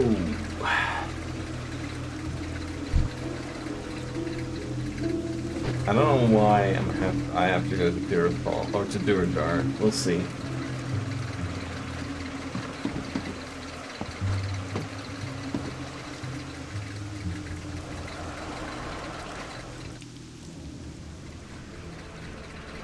Talk to Raslag. Accept winds in the desert. Will do.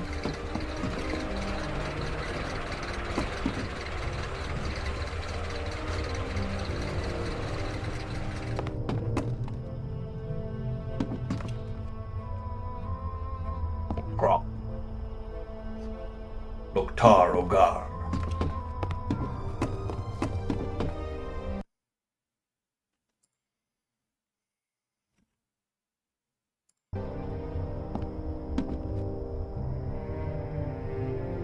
You know what? I might as well just play the second episode. I mean, I'm having fun and I'm still awake, so.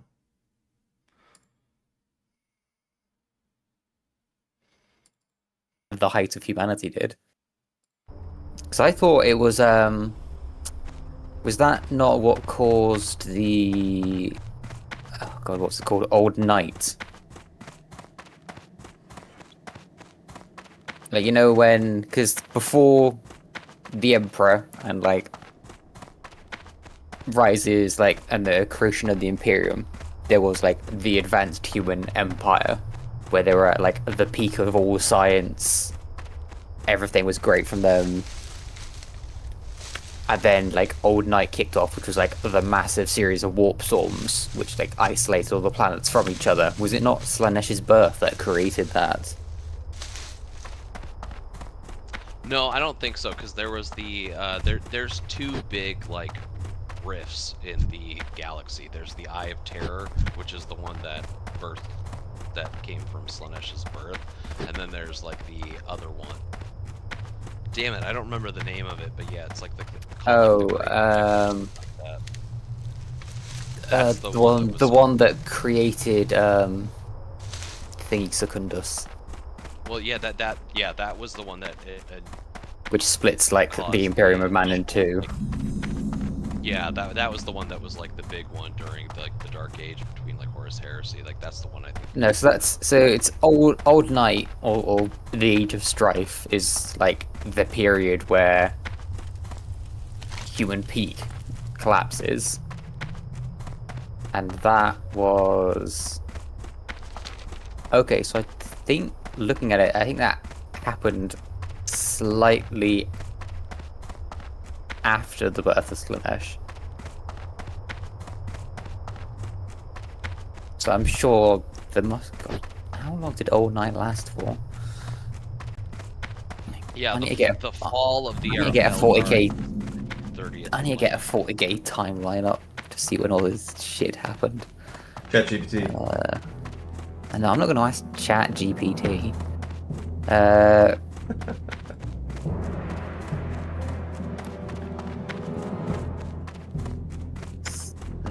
When did right? Okay, so the Age of Strife, which is or what?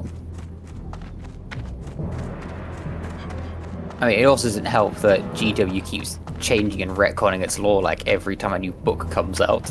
So it's all very confusing trying to keep track of in your head.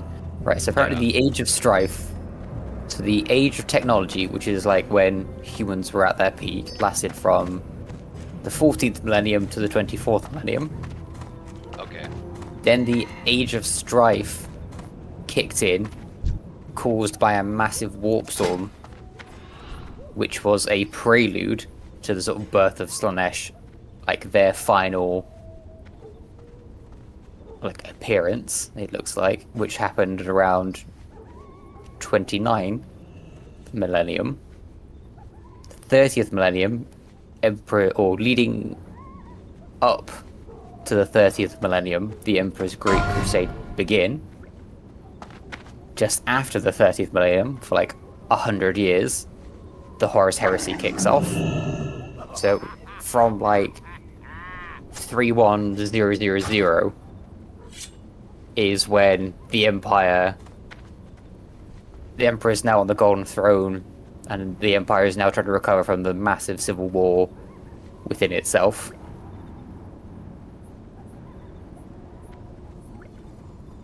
Looking at this map, I mean, that's also assuming this map is accurate, or this timeline is accurate, which is not guaranteed. Yeah, so I think, so between 31000 and 41999, which I think is as far up as the current timeline goes. Or have they put stuff into the 42nd millennium yet? Yeah. Well, I mean that tracks because what I'm reading here is that the 30th millennium is when fall of the Earth Lord. So yeah, that would be the 2900. Yeah. So it looks like Slaanesh showed up, sort of the 2900s, or yeah, and then the 29000. Yeah. 29,000, I should say. Yes, they showed up then. Okay, that makes sense. This is So there's a lot going on. Okay, yeah, the so Eldar was... had just fallen when humanity began expanding before the Horus Heresy. Okay. No, so apparently peak of the Eldari Empire was... Actually sounds a little bit like the fall of the Roman Empire and into the Dark Ages. That's basically what it is. Right. GW. Analogy. GW is not subtle when it comes to some bits of like history or media that they've just outright stolen and adapted. Oh, but that's good because that's good to know. You know what? I've known about Warhammer since I was 13. I never put two and two together. Of course. Breton in Warhammer Fantasy, that's France. I got that one. And then so it the always Sigmar helps to Empire remember. is probably Germany. Yeah. Reichland. And then with Warhammer 40k, I gave them the benefit of the doubt that they made it themselves. But now that I think about it, it's the Roman Empire, hence the helmets, Dark Ages, Crusades. High Gothic is literally like a weird version of Latin. Ah, that's They cool. speak a weird version of Latin. Yeah. Um, Hey, let's. I need to get some stuff out of the way in terms of what I planned, because I have a question. So, as I planned this campaign, like I came up with a sort of special version of a Space Marine.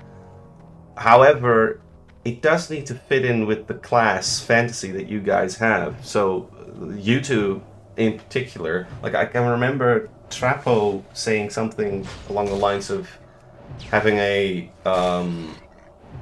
sort of stocky little man with hairy feet. It's essentially a space hobbit, I suppose. Who? yeah, though I may change that to Space Dwarf Yeah, just very for cool.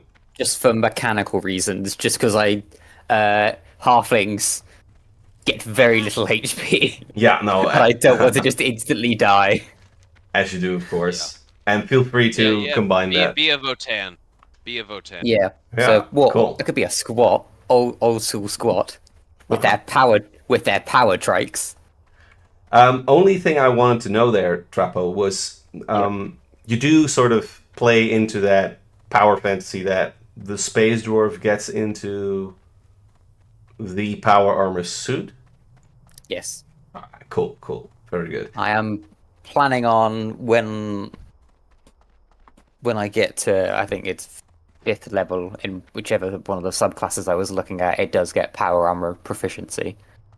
So no, I'll very much be going into the power armor fantasy of Good. just running around and punching people whilst wearing a massive suit of power armor. Yeah, nice.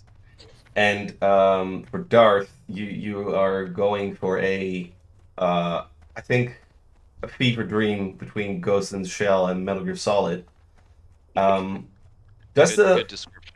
Does the lady yeah, would you say that lady gets into a power armor, or is that something maybe she has a friend or something that gets into that? How did you picture that? Yeah, she's not a power armor where she's like the specialty, assassin, ghost, scout type. They like augmented. Yeah. Yeah.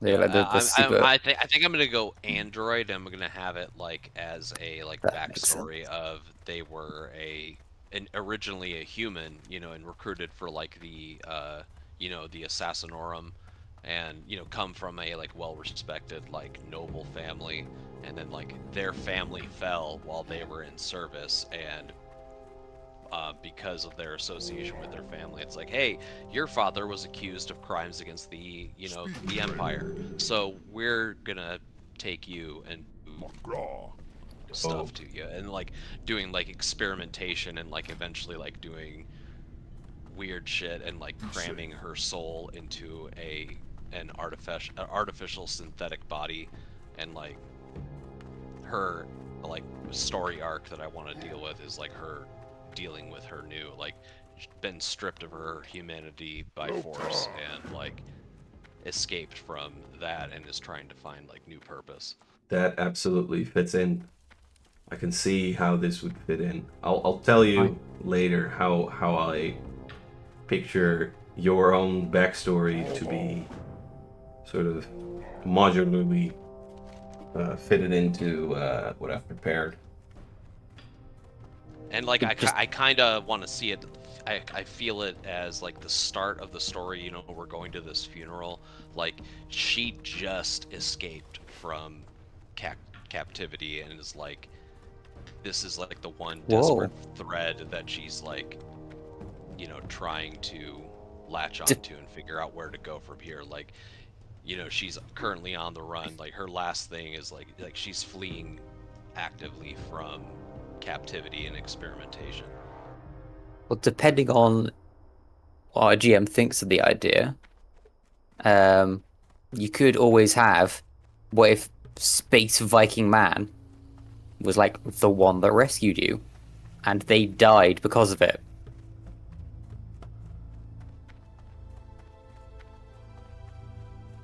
Oh yeah, I mean Darth can figure out what roles those would have played. Um, yeah, Space Wolfman could be a part of that. Or, but to be fair, listening to the story that Darth is laying out, I'm not seeing a close encounter with the Space Wolf yet. I would say Yeah, I don't think I don't see that as part of the. Just an maybe idea. maybe something like if she was royal, that maybe when she was a little girl, he was like the kind uncle that went to visit to that house or something. Yeah, or something like I kind of see it as like this person who died is a connection to her past life when she was still human and before she Right. was like Yeah. before her family fell and before she was taken and used for experimentation and all that. And so she's trying to like find like a past connection or something to find out where to go from here. Now I And am. it's probably like she's gonna be like showing up in like a state of depression, like this one person that when she was human she was able to rely on the battlefield is like gone now, like you know. Mm-hmm. Yeah. Yeah, I'm sensing it.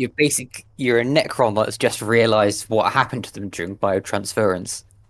Yeah, something like that. That's a good analogy too. I'm oddly enough pretty well versed in women robots. I don't know why, but What? I've played like everything and I've read a lot. Like Ghost in the Shell, I'm familiar with. The You near. also have no less than 3 real dolls. uh, No less than 3 what? how? Why did you spill the beans, Real dude? doll. So Just Google it. I played Near Automata, of course. Yes. And watched Ghost, Metal Gear. I'm quite familiar with. I'm sensing a lot of overlapping with that. Is there any form of media that you want me to study before delving into your well, sort of homebrewing the contours of your backstory? No, Ghost in the Shell and like Nier and Metal Gear and everything were definitely huge inspirations for me as well. So like Good. I feel like you're definitely on the right track as well. You're picking up what I'm putting down. Yeah, good. All right, that's dope. And oh yeah, on the issue of on the issue of women. The issue of women, right? Where is this conversation going? No, because The issue. we The were. issue of women. No, I'll save the issue of women for the next episode. Because this'll drag on. Right. Oh, man, every time I boot up a new character, especially in hardcore, I'm like, this might be the one. This might be the one character that actually makes it. If I'm just careful, if I use my senses, if I treat it like I'm like, you know, driving a car, this might work.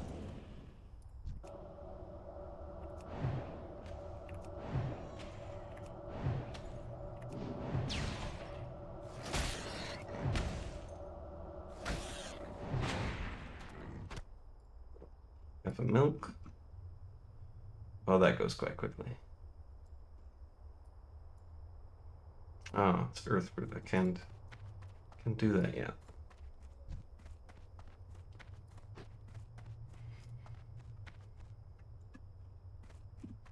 I never really enjoyed Durotar and the Barons, but when it's night, it's actually kind of magical.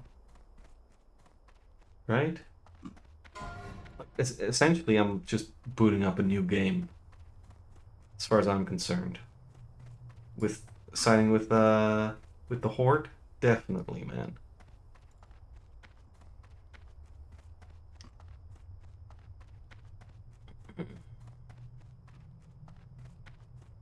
Hello.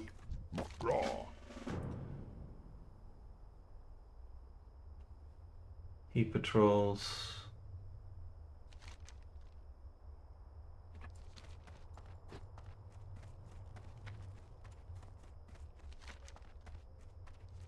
Right, this is a place where I have died.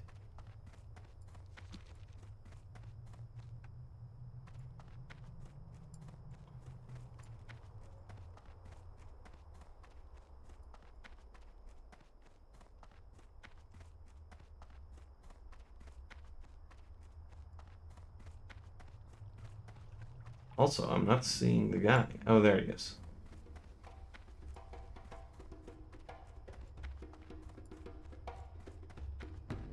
Lore. How you doing, man?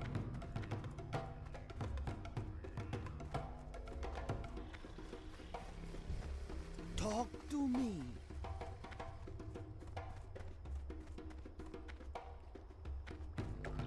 Hello, man. Okay, What you want? there we go.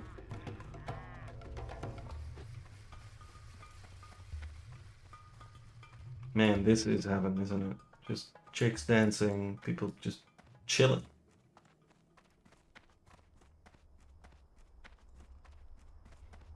Mm-hmm. Not here? Oh, there he is.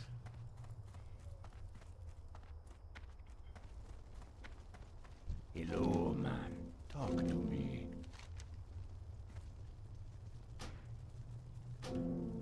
What you want? Uruntua.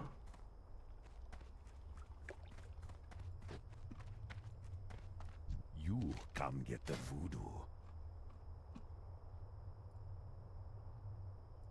Be seeing.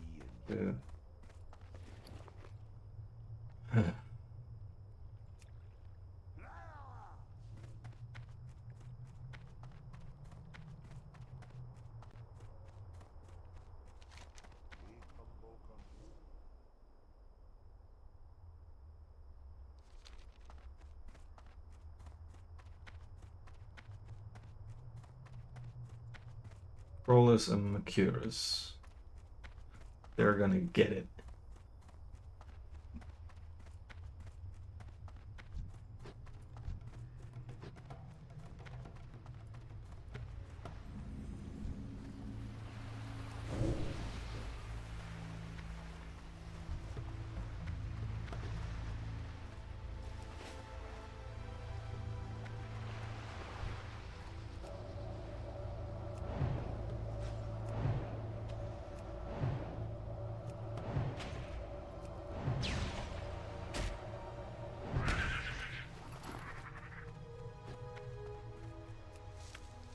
Go, go, go. What's with the fill attempts all the time? Go.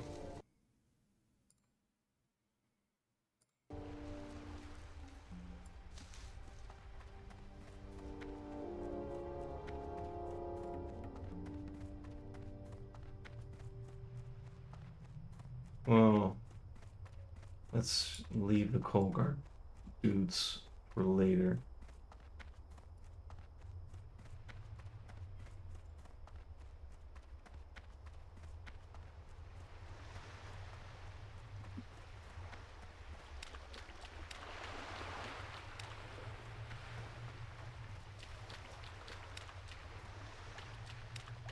Enter Colgar base. Okay. That's actually kind of smart. It's funny how smart the speedrun guides are.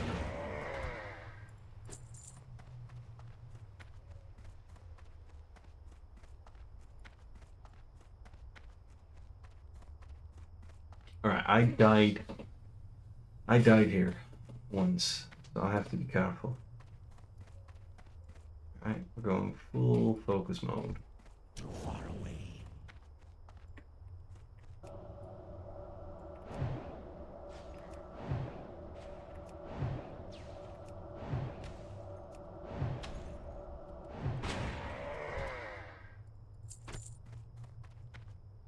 Got him. Here we are.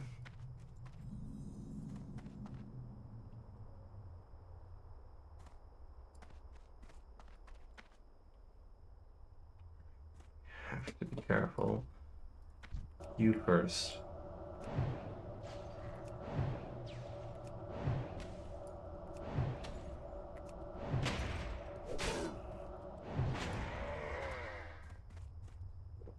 Fuck you.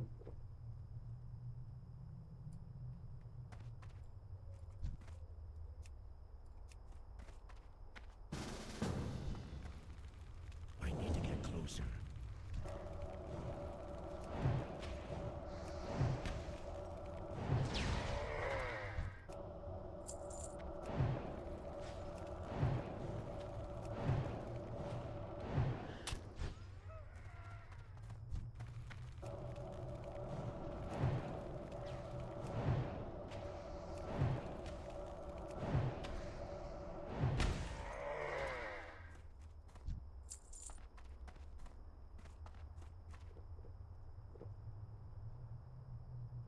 Nice.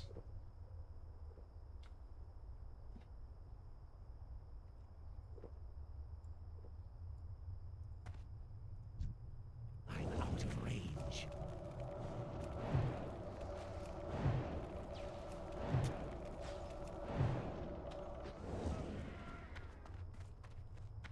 Too far away. Yeah, there we go.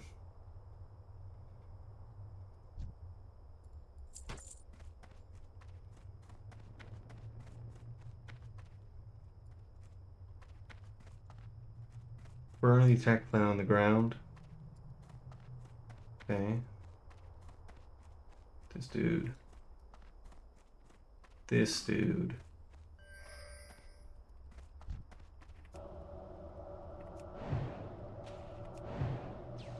Bro, you're so dumb.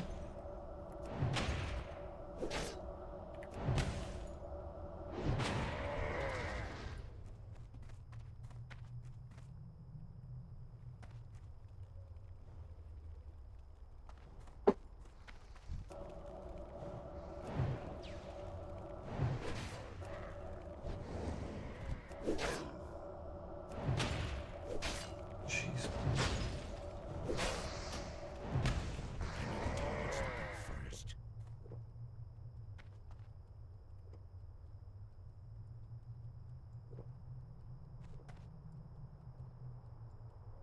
I need a target.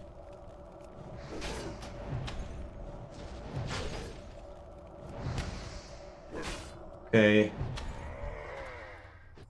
Got him.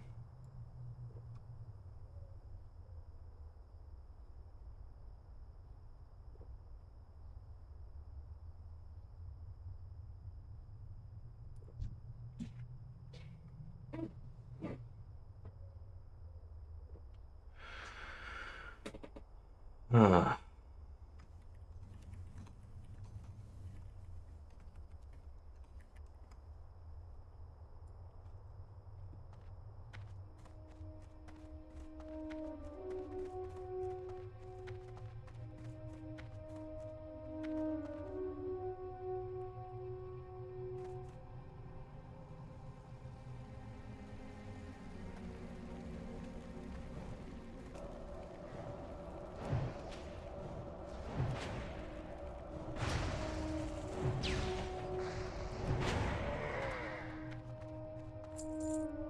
Fuck yeah. Thank you.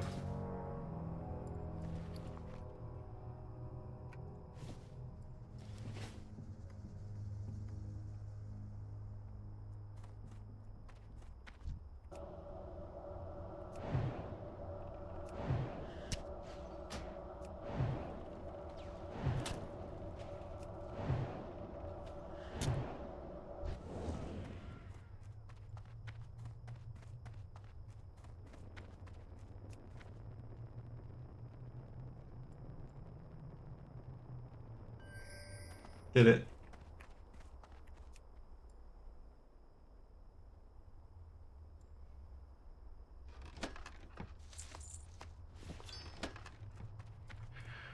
All right. Burn the attack plan.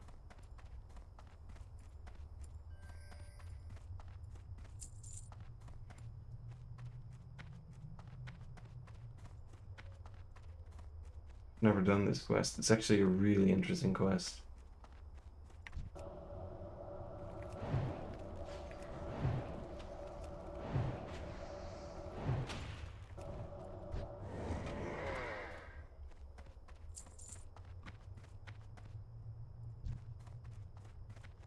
fucked this up once with a shaman. But shamans aren't really good early game. Like a Frostmage is immediately very, well, very DPS heavy, I suppose. Too far away. Let's do it.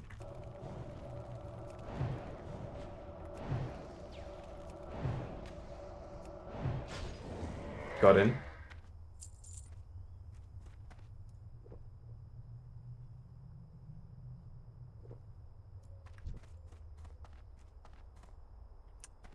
Yeah, let's be clever here.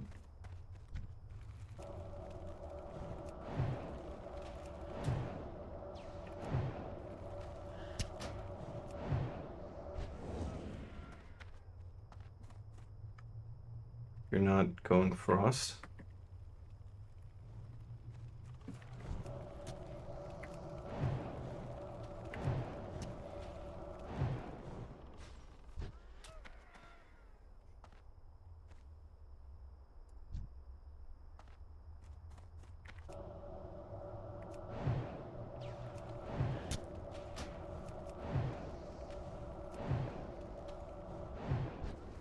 I mean, play the game you want. But, I would definitely. I'm not sure if I could do it as a fire mage. Alright, so I did it too, right? Okay, good. Oh.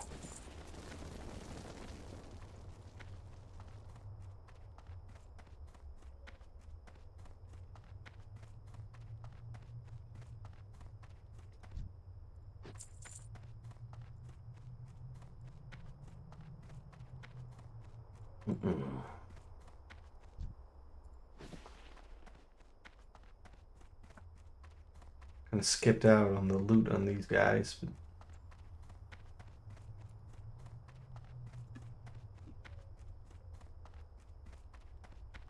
Wow. Oh shit.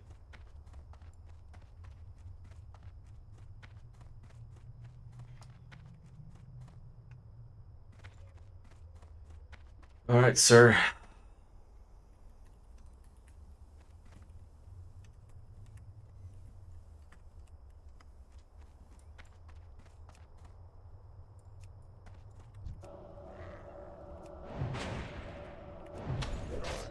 I'm gonna go back to the beach in order to get the crabs and the, what are they called, the Makura? Suppose that's their name, yeah.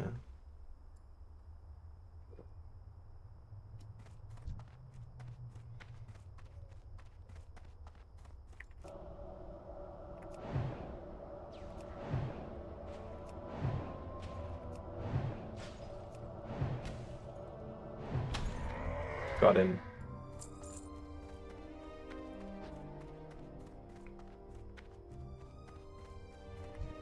I'm out of range. It's okay.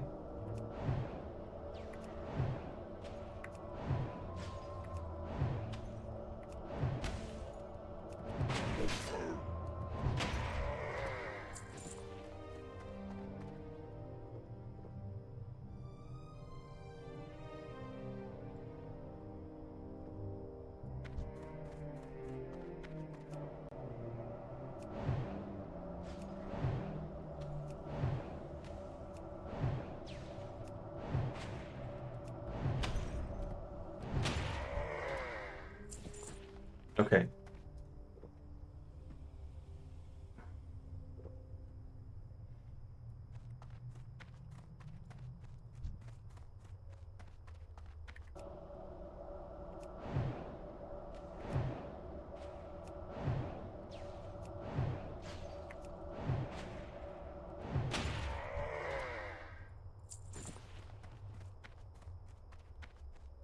I'm out of range. This also encourages to go more into the world and kill everything. So, in the end, if you work on gathering professions, you'll indirectly gain more experience because you're more inclined to go into combat for the resources. I need to get closer. It's a whole Final Fantasy VII thing. Like yeah, like you have to grind, and you never flee combat.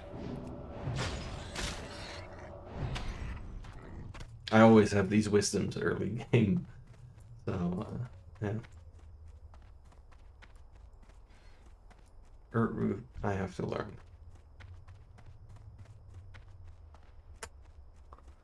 Also, we need 2 more of these things, so we'll hang around here, kill a couple more Kolgars. We'll get the bloom first.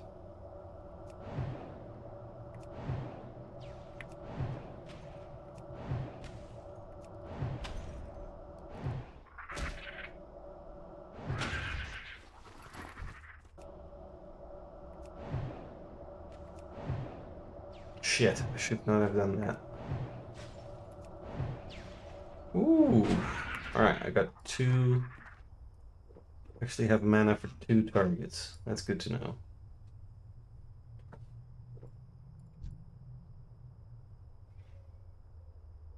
There we go. The drop rate on the scraps is pretty high.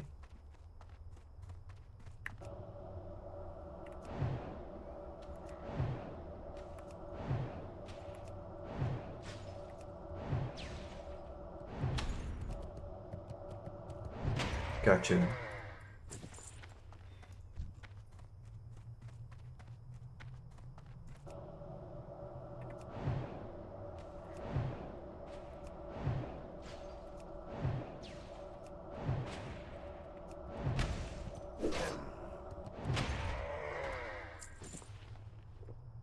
Very good. Very good. Now, we'll go for the Peace Bloom right there.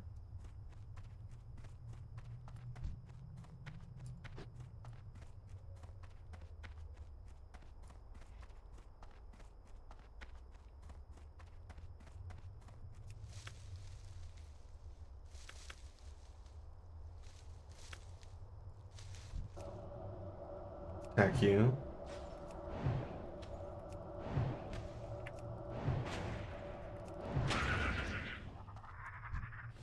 Oh, he's the guy. Alright.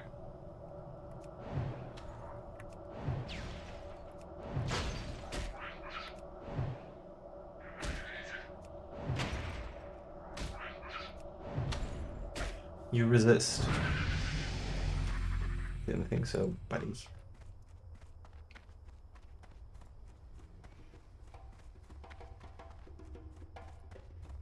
Alright, we're back. 44 minutes. It's okay. Who you be? Be seeing ya. That's also a thing I love about hardcore. It's that all the growth of your character is immediate, so it actually matters which of the bracers or which of the rewards you pick. Sell trash. Right.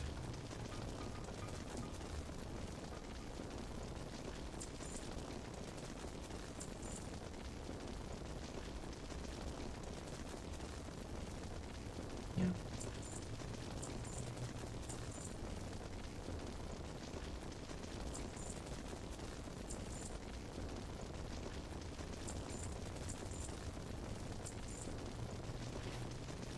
Stay away from the voodoo. Stay away from. Greetings, man. How you doing, man? Talk to Kwai.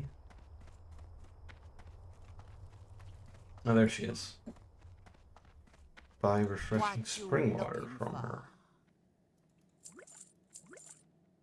But wait, You be careful, man. I still have to get Fire Blast. Hey. Greetings, man. Ooh, we have all these things. Yeah, then we're doing that. You be careful, man. Tilgard Keep. Where is that?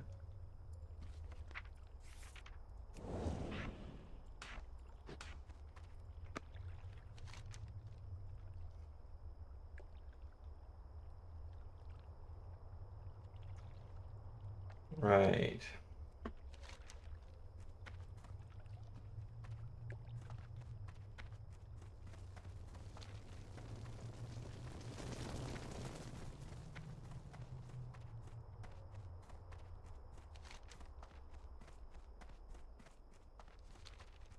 We'll do that later. Let's see if we can rest in this little cottage. That'd be good.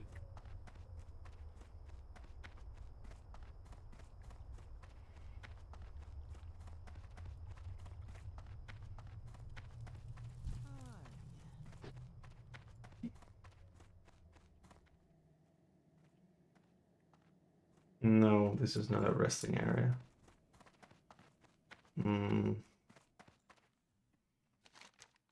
So we go back to Razor Hill, get rested there, and then we'll go to Tirigard next time. We'll actually run that bit.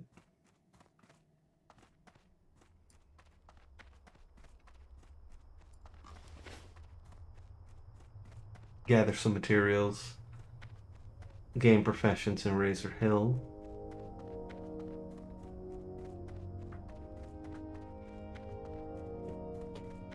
Get the herbalism going.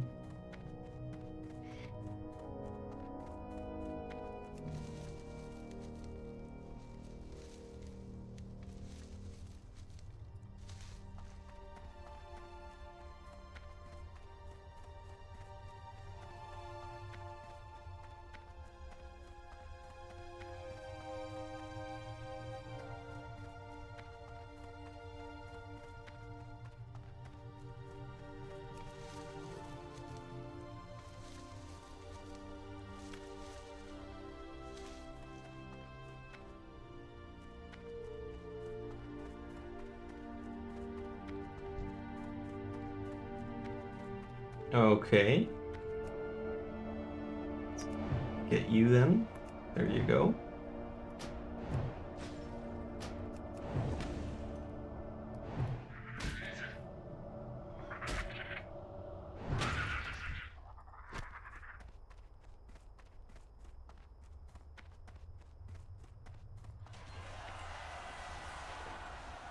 Bowser can reach level 60. Respect. I'm out of range.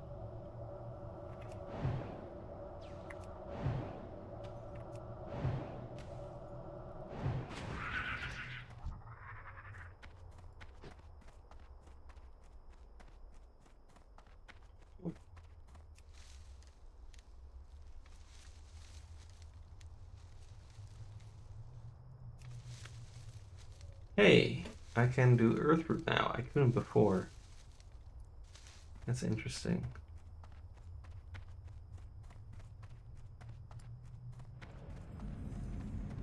Oh, the best sound in the game.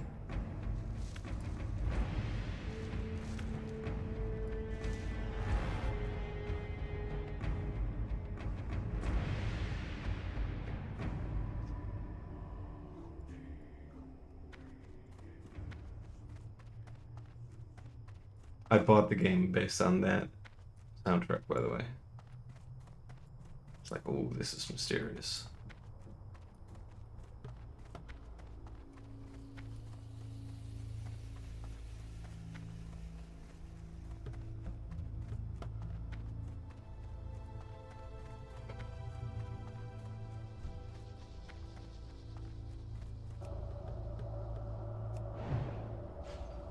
I'm not sure why I'm attacking this boar, but he had it coming.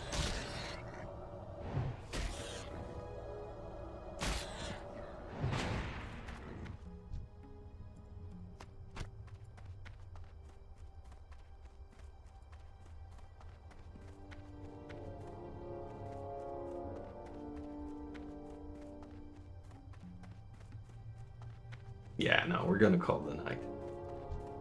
We should. Be sensible.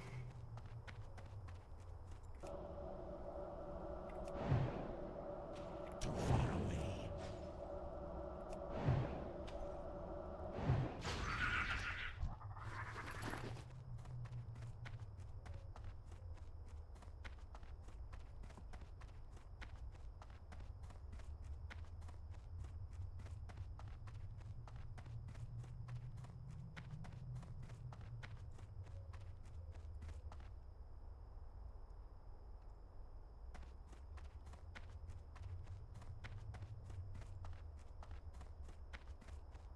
Grand Korja. Greetings. Man, he's like always standing on watch to check out Tiragard. How the fuck did the Alliance even get there? Must be Tiragard is, I think that's from Terramore Keep, I'm not sure. Dude looking like a badass. Strength and honor. Fucking Dagestan UFC fighter. I love it.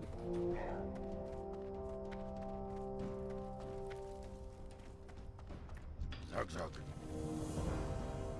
Strength. Peons burned. Alright, and this is a great place to stop. Loktar, for the Horde. May your blades never dull. Thank you. We're gonna go right here.